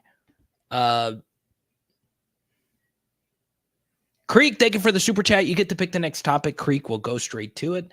Lamar top 1 to 3, no lower. Man, I can't put Lamar in my top 3 right now. I just can't. I can't do that. Top 5? Yeah. Top 5. Mahomes better, Burrow better, Allen better. Let me put it this way. Mahomes and Allen are definitely better than Lamar Jackson right now. Aaron Rodgers and Tom Brady are definitely better than Lamar Jackson right now, just based off of what they did last year. Those four are objectively better right now, just based on what they did last year, based on what they've done in their careers. I'm still taking Herbert and Burrow over Lamar. Okay. Then we get into the Kyler Lamar discussion, and I'm still taking Kyler. I just like Kyler a little bit more than most, but we'll see.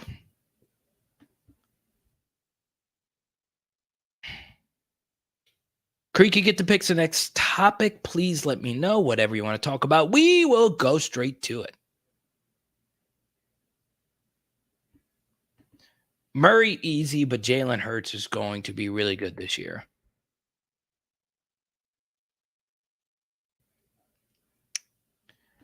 I'm still taking Lamar over Stafford, but I mean, I will say this: both of those teams, like they are polar opposite quarterbacks.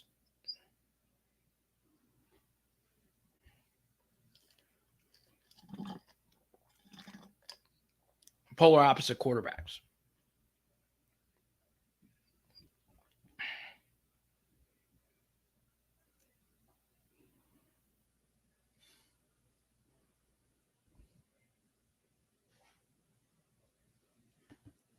Allen, Burrow, Mahomes, Rodgers, Brady, Herbert.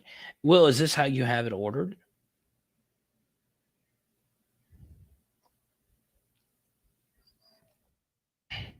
I agree. All six of those guys are better. I would. But Lamar is just Lamar. Like he's different, right? I don't like. But as far as fantasy is concerned, if we're talking just fantasy, the only guy I am for sure taking over Lamar is Allen. That's it. I I'm still taking Herbert over Lamar. I think Lamar's a better fantasy quarterback than Mahomes. I think their ADP should actually be flipped. But Lamar's a sneaky good fantasy play where you're getting him at ADP. Because what a lot of people do, and Derek, you can speak to this more. Derek actually plays fantasy professionally. But it's okay if I said that. You want to draft in your fantasy league for upside. And if you had Lamar Jackson on your fantasy team, his MVP season, you were probably going to win your league or at the very least make the playoffs. So I draft for upside, right?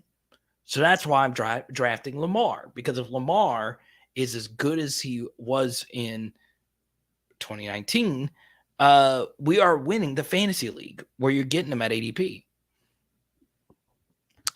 Billy, I'm glad you asked this question. Good to have you back. Carter, question for you. What FCS school would you like LSU to play against? Grambling. No doubt about it. I think for me, or is Grambling FC?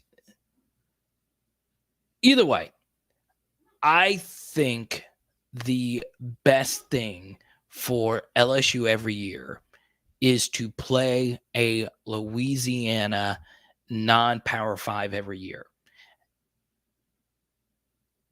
I would like to see Grambling, knowing the history with Eddie Robinson and LSU, and knowing Eddie is from Baton Rouge, right? I just think that would be really cool to see that. I'm glad they're playing Southern this year. But yeah.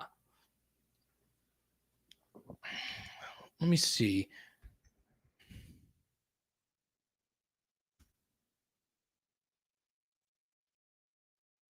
Yes, Grambling for sure. I'm glad they're playing Southern. I would love to see LSU play Grambling. Is it going to be a blowout? Yes, but you asked me which FCS school. I would prefer the FCS school be from Louisiana. So Nichols or anyone like that. Uh, but what's really cool about Grambling, so full disclosure, I had more friends go to Grambling.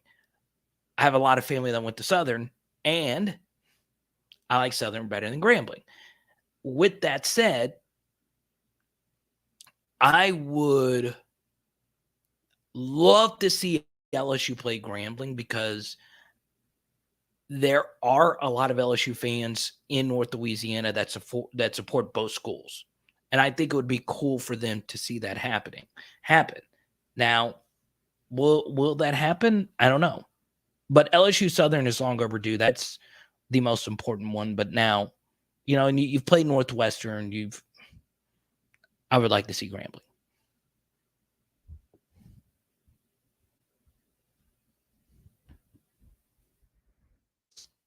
ULL is not FCS. Very non-Power 5 FBS.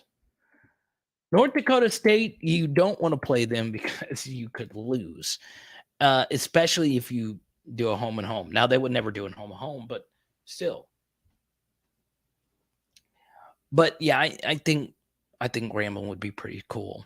Do something cool for like Eddie Robinson or whatever. I still think there's a lot of people that know a lot about Louisiana football, or at the very least are very involved with Louisiana football, and they don't know who Eddie Robinson is. And it's just true. But I would like that. I would another FCS team. I think LSU North Dakota State would be kind of cool, but you could lose that game, and you don't want that. In other words, there's not much upside of you playing North Dakota State. I do think though, like Sam Houston State's a really good FCS team. It would be interesting to see them play a good FCS team.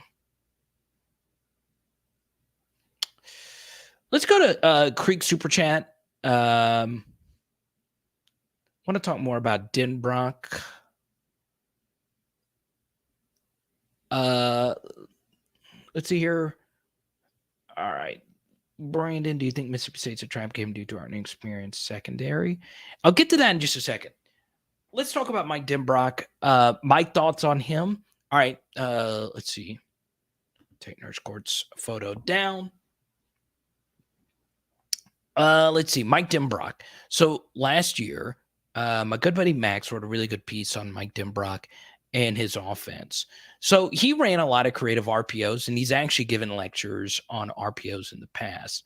And when he had success versus Alabama was when they were doing a lot of creative misdirection stuff. Their offensive line just could not hold up. So, Creek, I think you've seen it. We've already done a film study on Denbrock versus Alabama. I would like to do a film study on Denbrock just in general versus other teams, like other than Alabama. So let's see.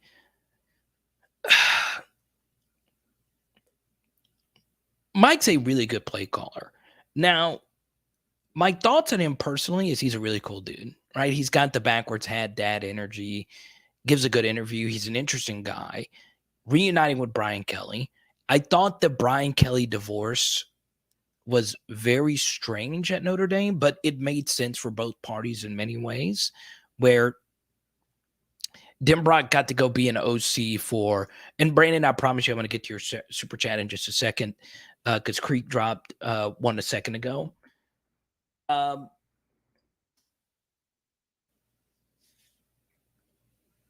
understand why he went to Cincinnati, though, because he went to go get paired with the defensive head coach, and he was able to get autonomy of the offense, and Notre Dame had just went 4-8. I understand the divorce, but it's also kind of strange, if that makes sense. But now they're back together, and Mike Kid's a really talented play caller. Is he an innovative mind like a Mike Leach, Lane Kiffin, Phil Longo kind of guy? Probably not. But when you're at LSU, you're going to have better players than a lot of people. And if you have better players, you can do more things offensively. So I did find the play action percentage to be very interesting. It was a little bit lower. And something else that's going to be interesting, and we'll do more on this over the next couple of weeks. He did play at a slower pace than most modern teams do. Cincinnati didn't run many plays per game. So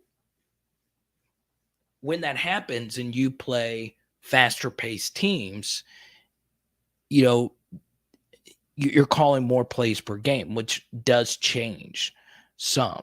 So we'll see. Now we go to Brandon here. Do you think the Mississippi State game is a trap game due to our inexperienced secondary? So the key to stopping Mississippi State is rushing 3 drop 8. Matt House can rush 3 drop 8. We saw it some during the spring. Rush 3 drop 8, keep everything in front of you. Don't run too much man coverage because they're just going to mess you to death, right? Is it a trap game? Yes, because Will Rogers is a really good pocket quarterback. He's a perfect quarterback for the Leach offense. A guy that's really good at intermediate passing, has a really good comfort in the pocket. The key to that game, obviously, is going to be pass rush. Can you get home with 3 or 4 guys up front? We'll see. But yeah, is it a trap game? Absolutely. It is. Could Mississippi State win that game? They could. They got a really good roster. They do. They did lose Aaron Brule in the portal. Very interesting. Louisiana linebacker, really good player for them. But at the same time, Brandon, I've not focused too much on Mississippi State because we'll take them on when we take them on, right?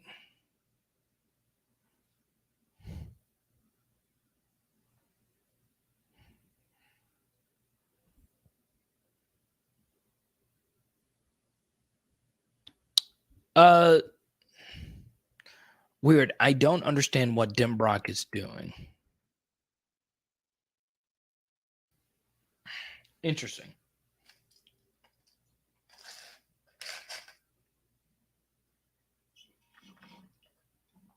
Tell me, what do you mean by this?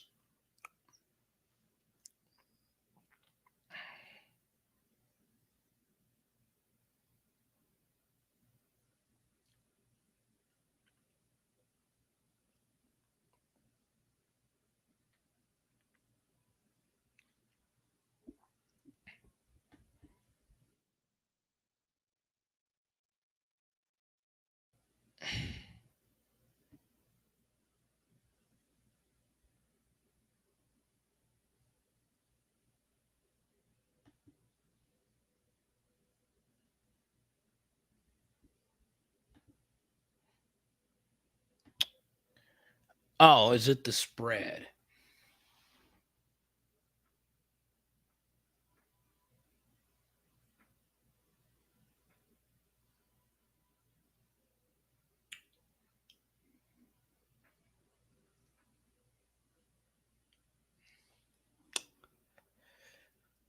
I don't know. I really don't. I'm trying my best to describe it. It's not really the spread. Like, since so many teams run shotgun now, every offense is kind of like the spread. But like, for instance, we view Lane Kiffin and Mike Leach as very similar coaches, eccentric personalities that revive Mississippi schools that run very fascinating offenses. Okay. There we go. Puppy draft on the house. Good to see you. Hello, Donovan. Good to see you, man. Going 9-3. I like it. But the difference is Lane Kiffin's offense is more centered around the run and matchups, where Mike Leach's offense wants to throw a lot of 10 personnel. We're going to spread you out. We're going to run short crossers, quick passing game, and beat you that way. So like the spread is means so many different things, because it used to be that the spread is just the spread, pass it, thrown around the yard. But now so many teams have different variations of the spread, right? Like the Phil Longo RPO spread is obviously different. Ryan Day's version of the spread, which centers around the vertical passing game. And if you play your safeties deep, we're going to run you to death. That's his version of the spread.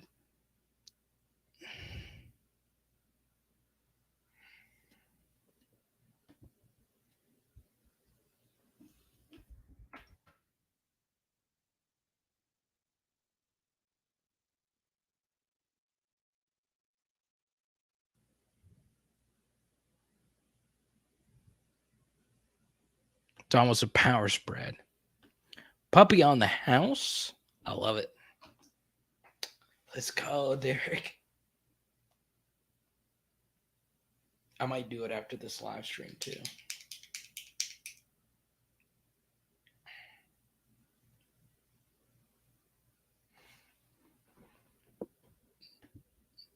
Tari, you got to keep dropping those $5 hot those $5 hot takes. I love it, man. I love a good hot take. Look, I know I was joking to you about the hot take, but I like counter opinions. You know what's funny is a lot of people got on you, including myself, about the Lamar take. Man, Lamar, I mean, he could be the MVP next year. It's probably not that bad of a bet, because we know that's within the realm of possibility. Maybe Hollywood Brown is what was holding him back, because he drops a lot.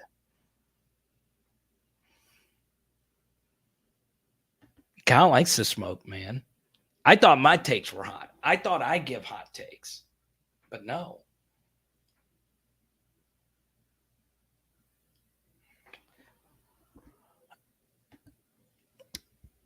He ran some, like,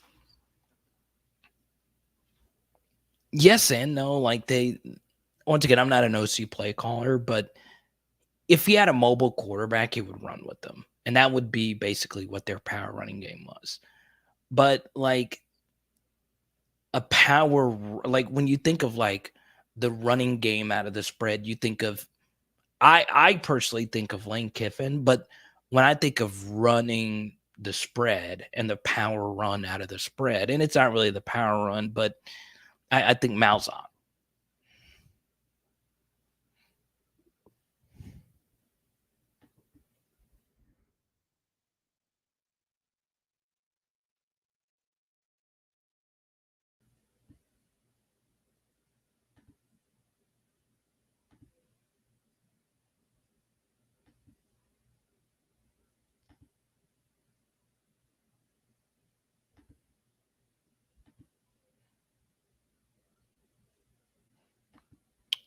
Yeah, so like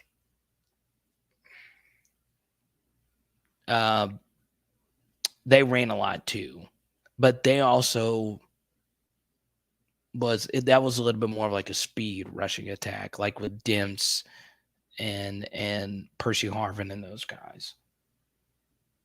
But yeah.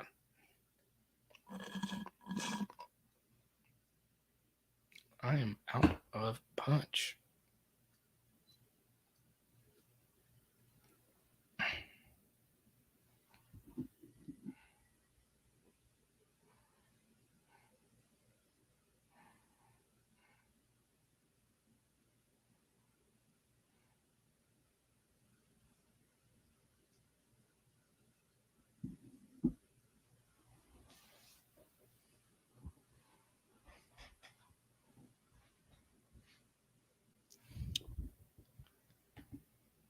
Rick? Oh yeah, don't get a Hurricane fan on the Jalen Brown thing. Huh? Huh? Huh?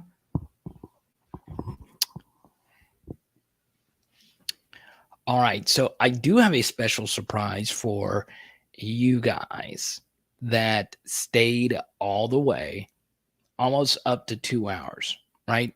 Had a really good chat. If you're new, only my loyal PHLers remember this. Remember this. And Jason, that wasn't really the best way to describe it.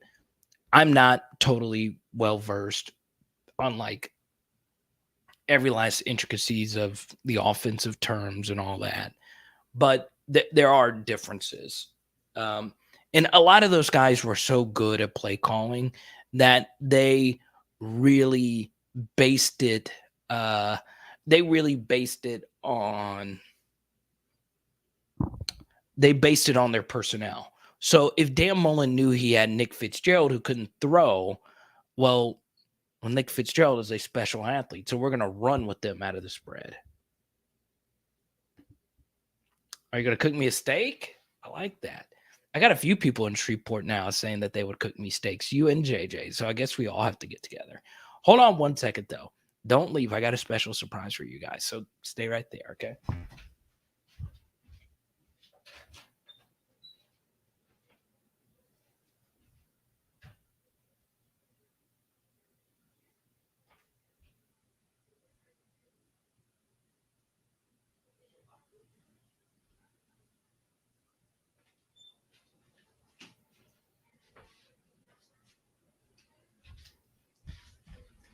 Only the loyal PHLers remembers Tartar. Tartar.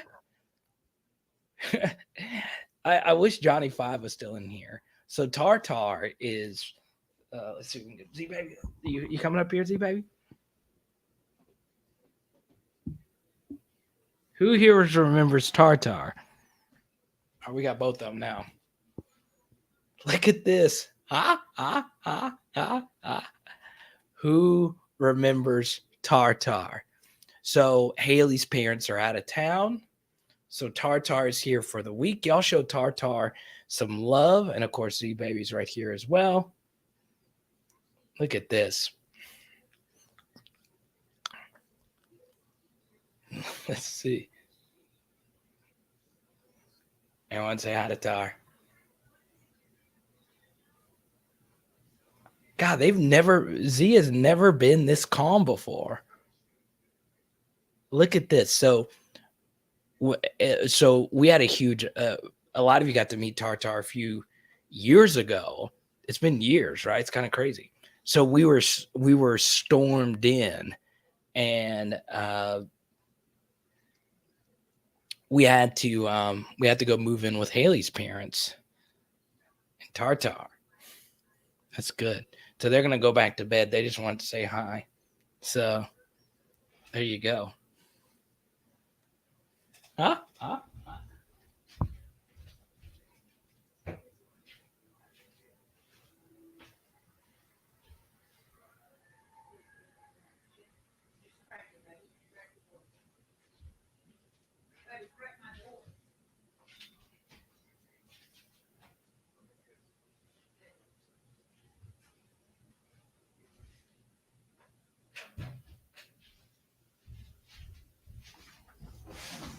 Need a puppy cam? How great was that? Just put the DP on a new Rottweiler pup. Like and subscribe, or else LSU goes 0-12 next year. So there you go. So we are at the 2-hour mark. We'll keep this live stream going all night. Our numbers have been very good tonight. Thank you guys so much for letting me be a part of your evening. So here's what we'll do. We'll keep this thing going all night if you super chat. If not, we will answer as many questions as we possibly can in the next 5 minutes. I want to shout out all our super chatters tonight. Our top super chatter tonight, a title he has held quite a few times. That is, without a doubt, our good friend Van Laketon. Shout out to Van all the way in the best coast, the West Coast. Also, shout out to all our super chatters as well. Rick, Tari, Jared, the usual suspects stepping up. And I got to say, the MVP of the evening, Leon. Look at this smile. Look at Leon. Looking great, man. Look at you. Leon super chatting, despite not even being an LSU fan, hanging out with all our fellow LSU fans. Leon, we really appreciate you.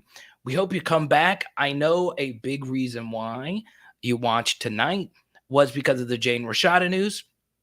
I also know that there are a lot of Miami YouTubers. So I totally get if you never come back. Totally get it.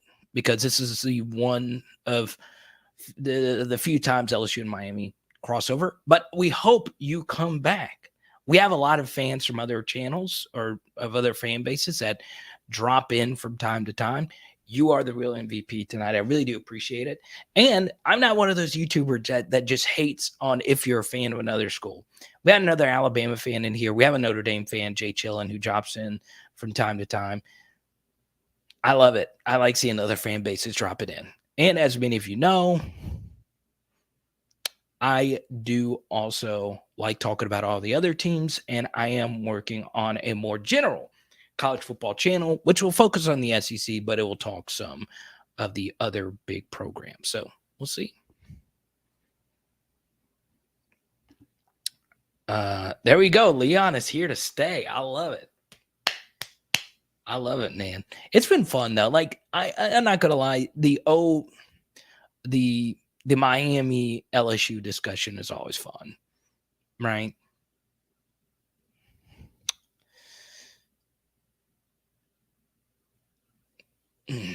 That is crazy. That is crazy.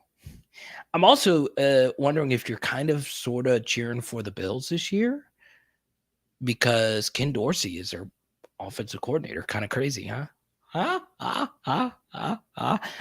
You know what's funny is I understand like Ken Dorsey gets looked at kind of strangely because he was probably the that was probably the worst position on their team.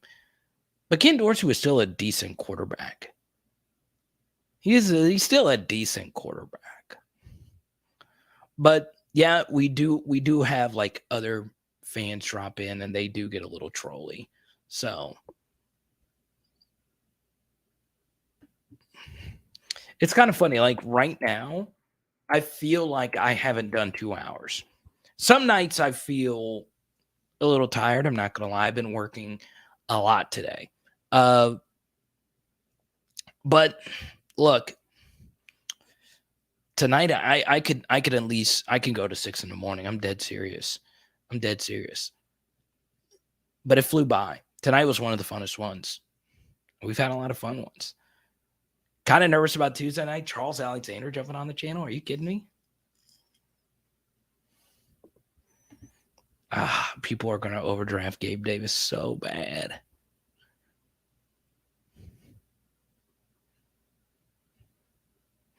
The best LSU YouTube channel. I appreciate it, but there's a lot of good ones. There's a lot of good ones, but I appreciate the kind words. Let's see here. Blake's great.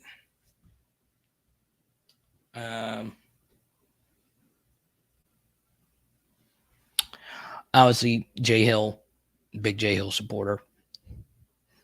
T-Bob, Jacob Hester, all those guys, great. Jordy, all of them. LSU paired with Bama, Ole Miss, A&M. It depends. The juiciest matchups would be Florida, Bama, and A&M. That would be the juiciest.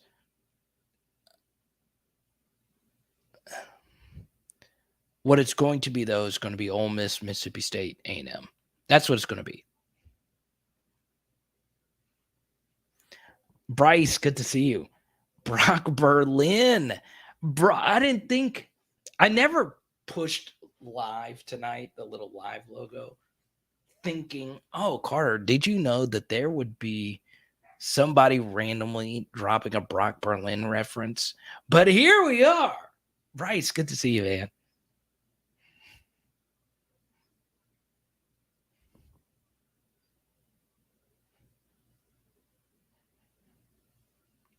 I appreciate you, Nurse Cord. I know. Look, I've gotten some messages about some of my comments about Max. I want Max to be good. I want him to do well. All that guy did was play through injuries. That's all he did. But at the same time, he did go to Texas A&M. Okay.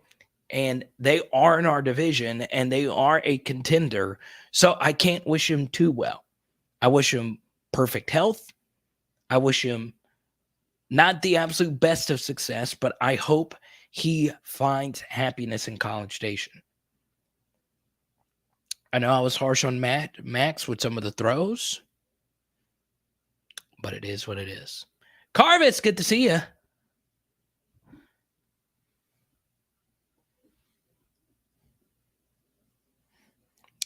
You only missed like one of the funnest live streams. We had a ton of Miami fans. Well, we had Leon in here. We had a ton of Miami chatter tonight, though. And look, normally when I go into like a different fan base, people leave. But I really do feel this way. Miami and LSU fans are the same people. We're the same people. We're the same program, right? Not the same people. We're the same program in a lot of different ways. I think LSU fans want to see Miami make a comeback. I want Miami to come back. You cannot deny that they are the funnest college football program when they were the U. Okay? I know we're going to say LSU. I would say it's LSU, but we're severely biased. But when you think Miami, just think about Miami football randomly tomorrow. You're just going to start smiling. We need the U to be back.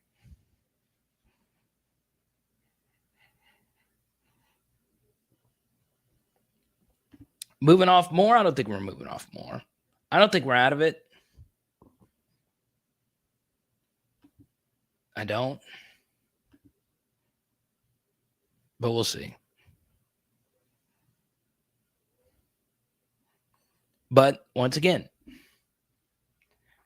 Miami makes college football interesting. They have had some of the most interesting players to ever play college football. Some of the most interesting coaches to ever play college football.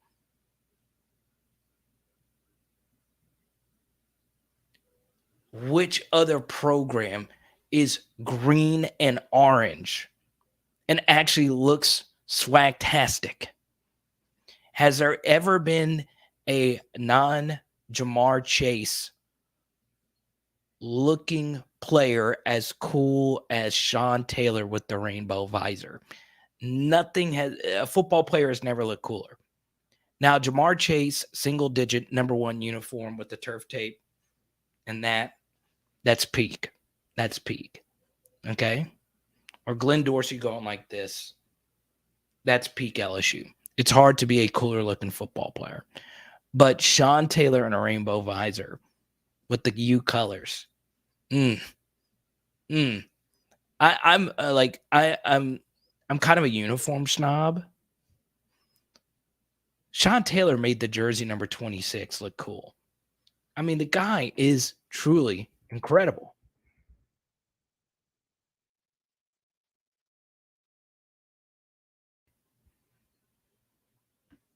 I mean, look, I got to pull it up.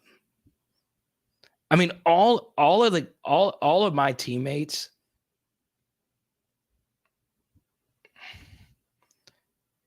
Tell me this. Tell me if a football player has ever looked cooler than this. Tell me. What's up, Aaron? Let's go. The turnover chain. Tell me this, though. I mean, look at this guy.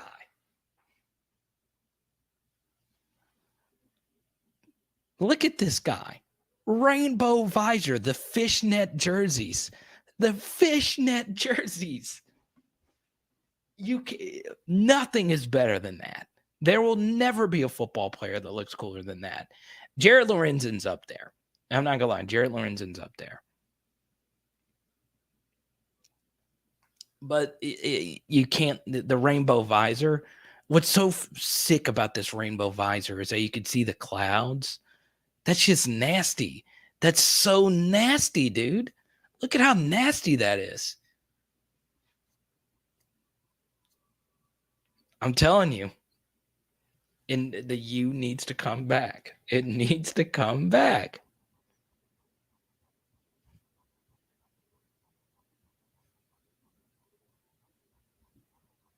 Ooh, LSU in black?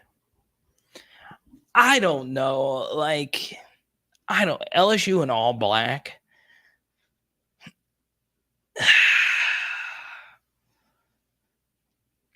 I don't know because that feels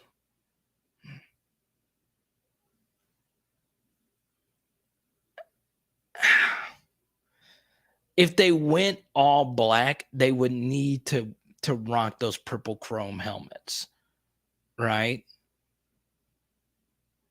Jay Chillin always jumps 2 hours into the live to stir some things up. I love it. Exactly. Okay, this Aaron and I, it feels like TCU if we went with the chrome helmets. So I think I don't know if LSU is an all black uniform school. I just don't like if I see a fan rocking an all black uniform, it's gonna look cool. I just don't know because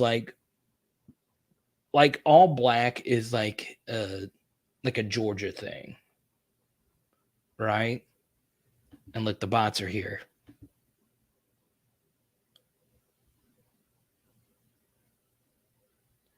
But I don't think I could I don't think I can and I'm an innovative guy. I can be non-traditional for a game. I don't know if I can get down with the all black though. I don't know.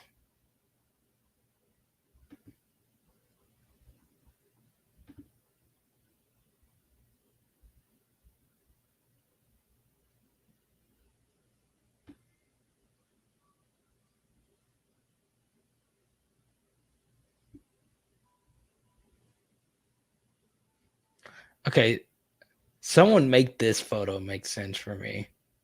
Okay. Leon, I hope you're still in here. Let me see.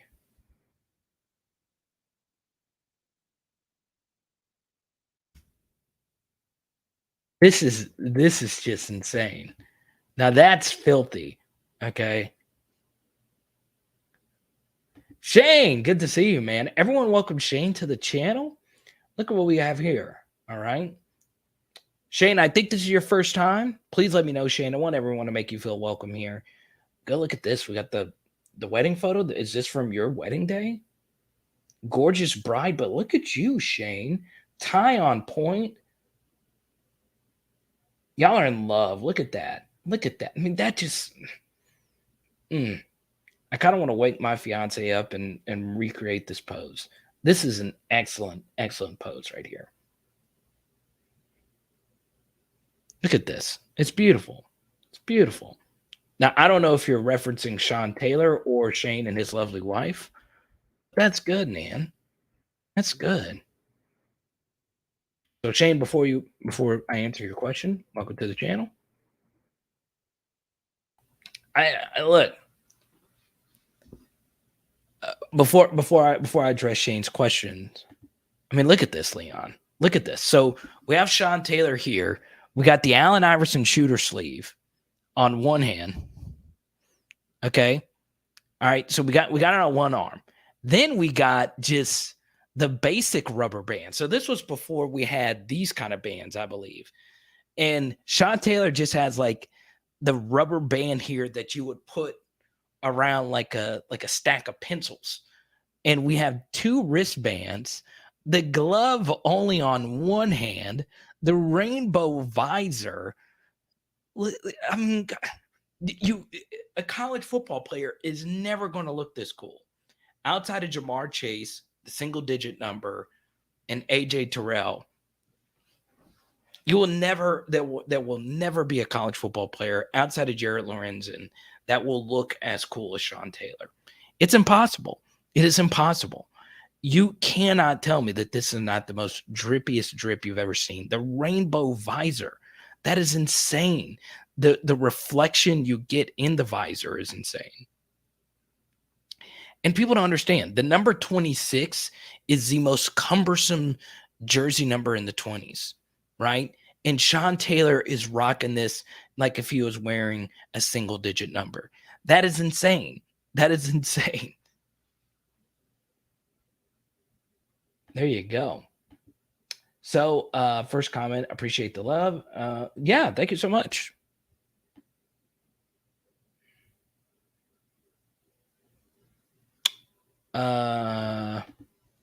Shelton Sampson, yes. Jaylen Brown, no. Grambling is scheduled for 2023.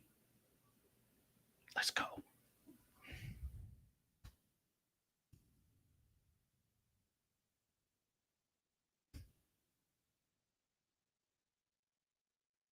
They are scheduled for 2023. So I'm going to get my wish. I guess I just forgot. I don't know, because it was funny that you mentioned that, John. Now this makes me really excited. I did a whole video, John, on the 2023 schedule just a few weeks ago, and I guess I just forgot. I don't even know who we play in 2023 now. I think we play Vanderbilt from the East. No, we play Missouri from the East. So yeah. Yeah, so we do play Grambling in 2023. Let's go. So we get Southern this year and Grambling next year. HBCU love in the state of Louisiana. Boom. I love it. Dang, LSU gets Southern's band and Grambling's band back to back. So in 2024, we better play UAPB. In 2025, we better play Florida A&M. And then 2026, Nick Cannon and Orlando Jones will come into Tiger Stadium playing the Flight of the Bumblebee. Now, that is a deep cultural reference. If you got that reference, you have my heart. I still have that drumline battle seared in my head.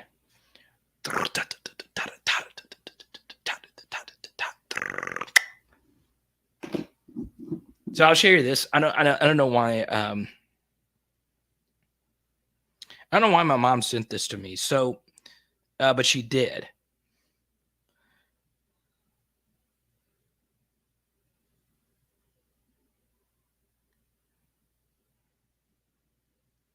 So when I played football, I am a Bryce, cool. I was in Bossier just last week. So when I played football, I marched with the band at halftime. So I'm glad you mentioned this, John. So let me see if I can get this to focus. Let me see if I put it right here. So you see right there, I would play in the band at halftime. There you go. I miss being in the band.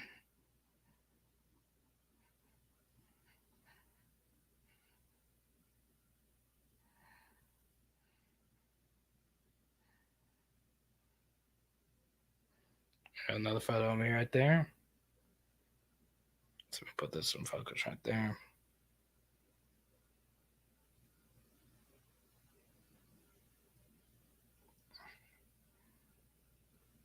There you go. Look at that. I miss Drumline's my favorite movie. It's not my favorite. It's top 10 movie. Flight of the Bumblebee. Oh man. Somebody tell Nick Cannon to quit having all these kids. My goodness. Can't open up Twitter without learning about somebody else. Right? Antonio Cromartie was like, oh, what is going on here? That's a lot.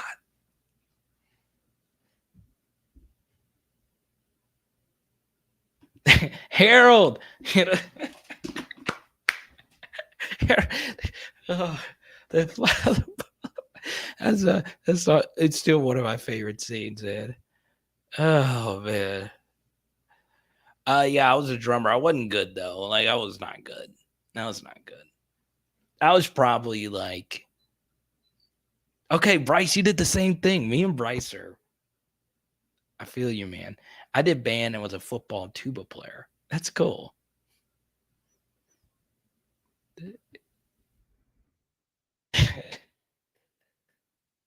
Oh man.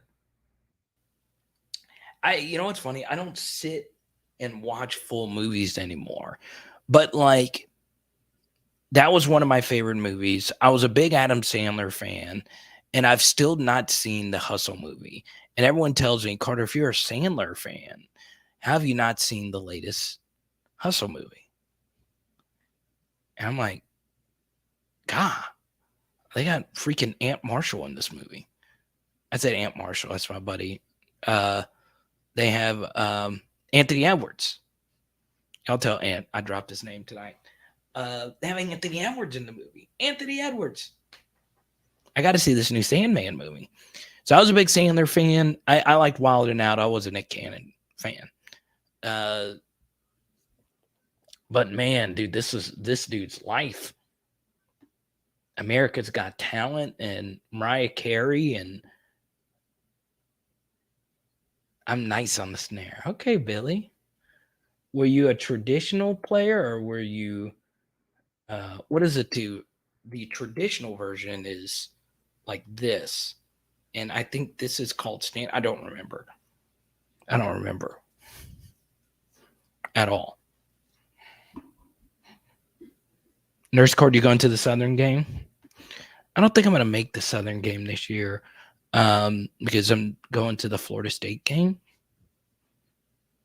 But yeah, little known fact. That's the first time I've shared that fact that I did band in football.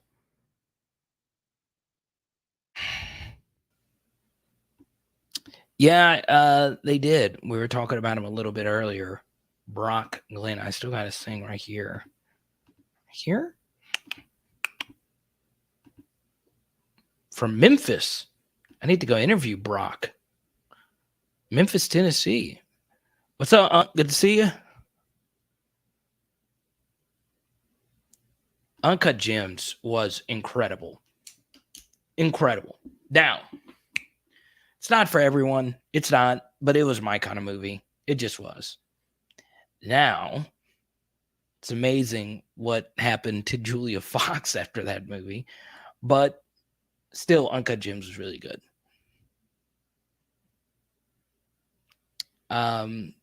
Garnett was really good in that movie. NBA players can act, right?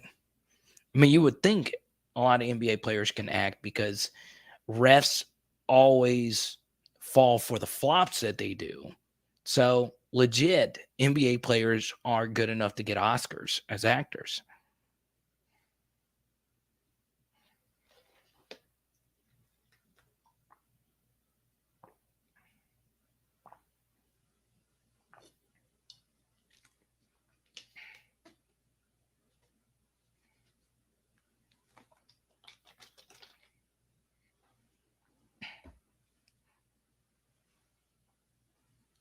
Oh, LSU, Miami, and Dallas. Man, LSU was a better team. We had a really good team that year. But truth be told, Miami was just so ill prepared for that game. They made so many mistakes in that game. And but we were still the better team. Jacob Phillips pick 6. We're actually breaking down Nicholas Brissett's tape from that game next week on Running Back Week.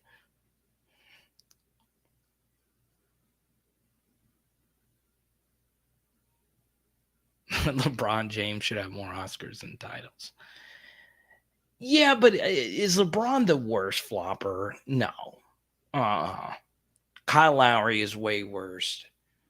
Marcus Smart is way worse. We just don't talk about it because and they're not LeBron, but still. But I need to see Hustle. I can't say I'm a Sandler fan, and everyone say the movie's good, and I've not watched it. But then again, I just don't watch much movies anymore.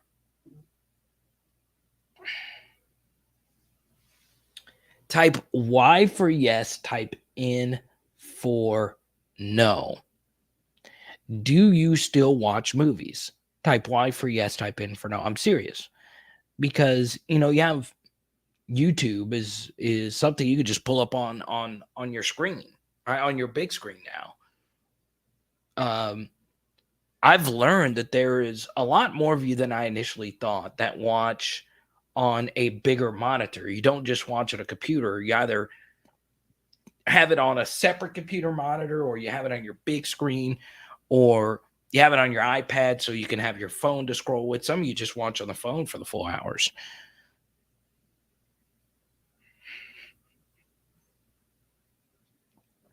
Y'all still watch movies? Rob does. Creek does. Yeah, Leon, I had a good buddy bet me a steak dinner on that game he lived in New York and he was like, I'll take you, we'll bet the nicest steakhouse dinner in New York on this game. And I took that. I was like, hold on just a second. We got Devin motherfucking White on our team. Of course I'm taking that bet.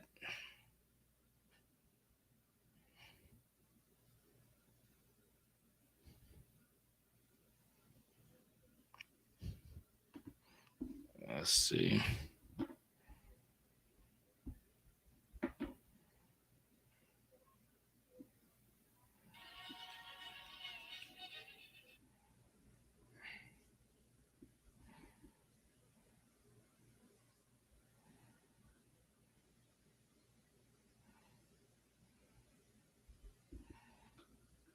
Let's see what we got here. A trombone player.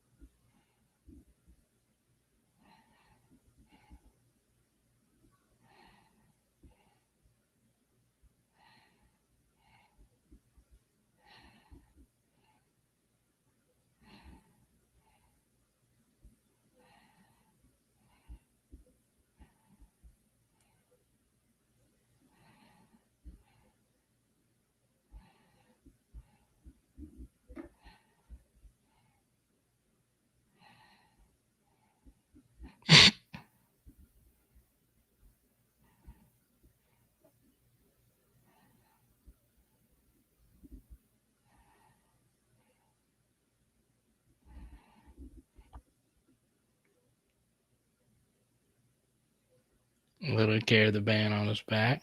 Huh?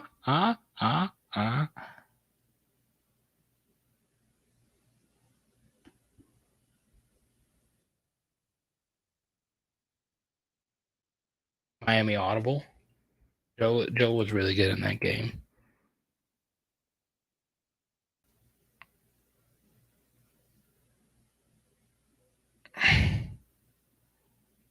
Never get him back. Well, I want to watch a video.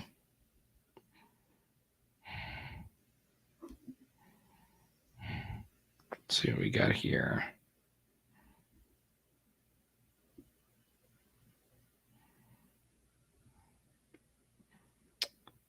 Funny thing is, we got to get up early. We're gonna have brunch tomorrow with our buddies Chris and Brian. Pretty excited. Speaking of the U, we haven't even brought this up tonight. This is interesting. I actually saw this a little bit earlier.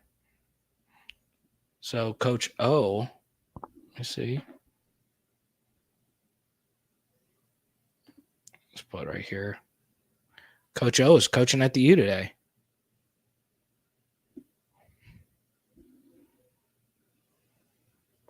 I see this. Leon, he's coming to coach for you guys now. I could see it happening.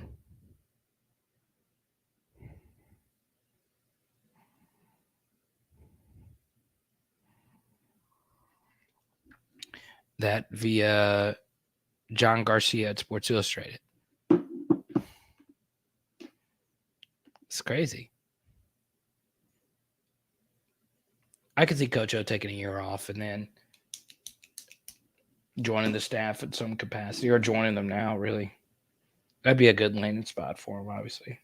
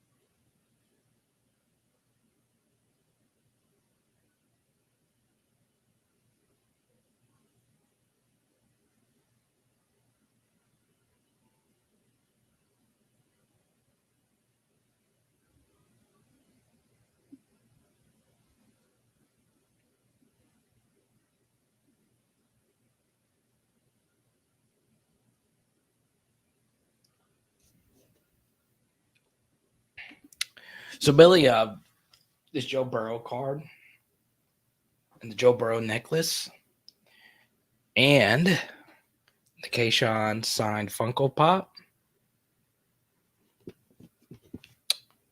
all from the same person. Shout out to MJ. Ha, ha, ha, ha.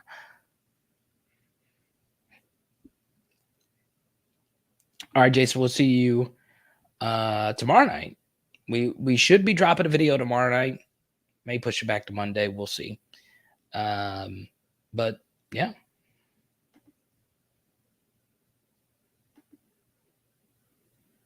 Okay, Sean.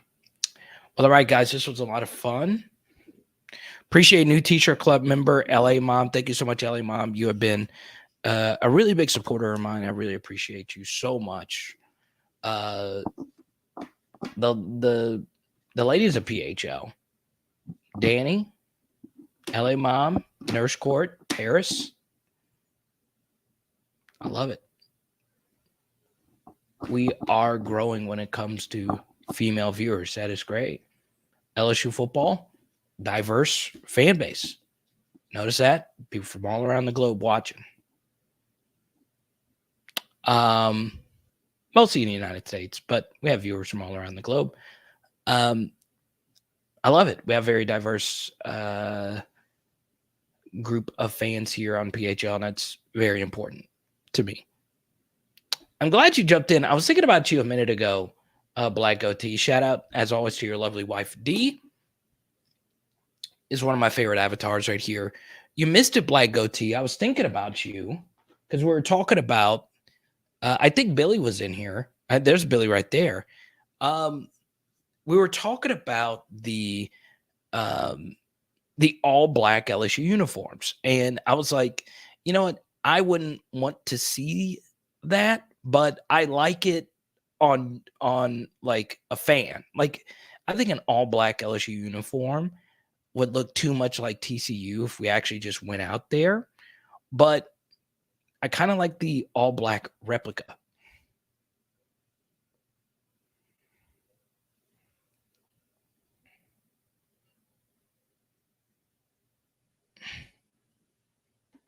See the poll question? Oh, look at this. Ending the poll right now. Oh my goodness. Leon, look at what you did. I don't think, Leon, I'm serious. I don't think we've ever had a poll question that had over 100 votes and it went 50-50. Yeah, Black Goatee. Billy brought it up. The all black uniforms. Now, once again, my favorite LSU team of all time is the 07 team. That's always going to be my favorite. I was a freshman at LSU. Obviously, everyone's favorite is going to be 2019, of course.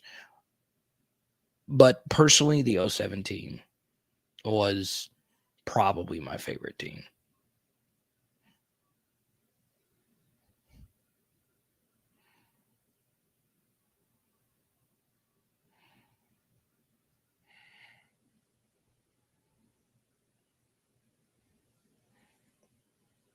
So Black OT, if LSU rocks the black jerseys, they have you to thank. I could see Brian Kelly watching this stream and be like, you know what? Black OT and his lovely wife D, I think that would look good on our Fighting Tigers of LSU.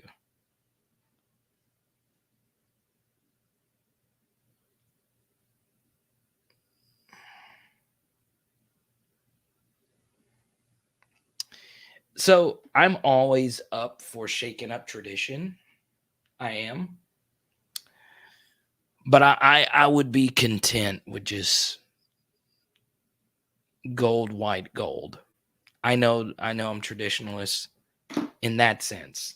I'm normally not traditionalist.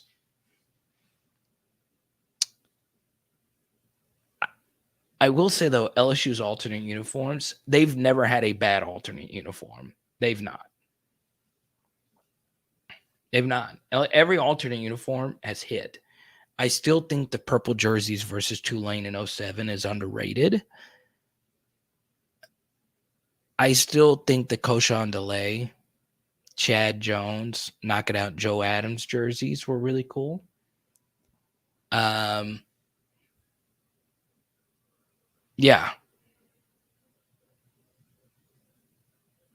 So there you go.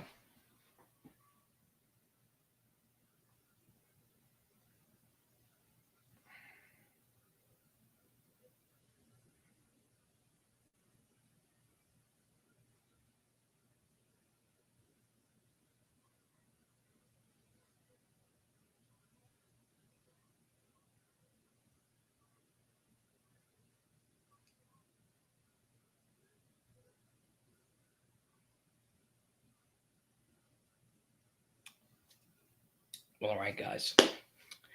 We shall see you tomorrow. Maybe Monday. I might push it back to Monday because there is a lot going on tomorrow night. I know College World Series and whatever else. I think Ole Miss won game one. I think one of you told me that. Ole Miss won game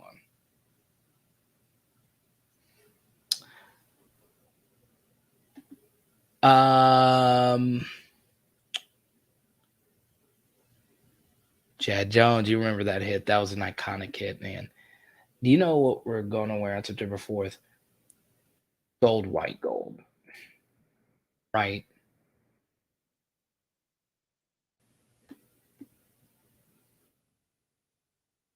Billy, I will say this.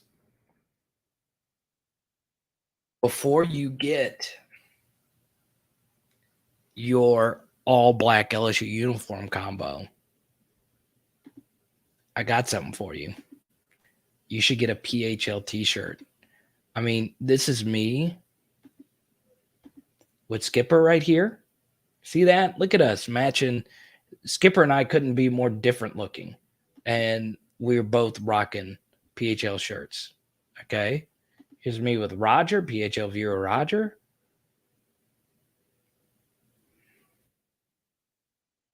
No, you want that PHL shirt, baby.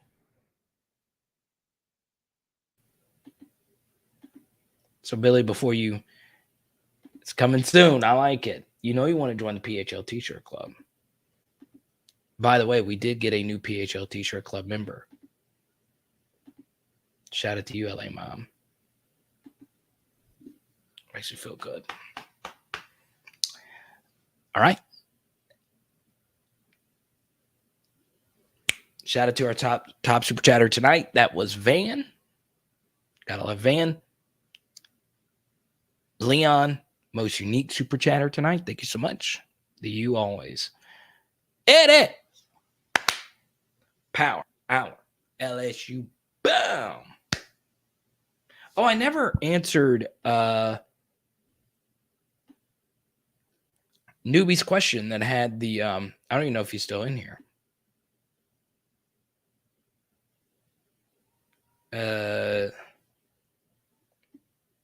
You know, the one that had the good wedding photo.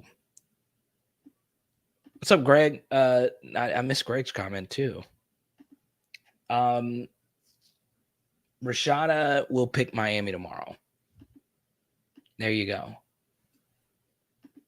Shane, Jaylen Brown, maybe. I would guess Miami. But Shelton Sampson, yes. And tonight we are doing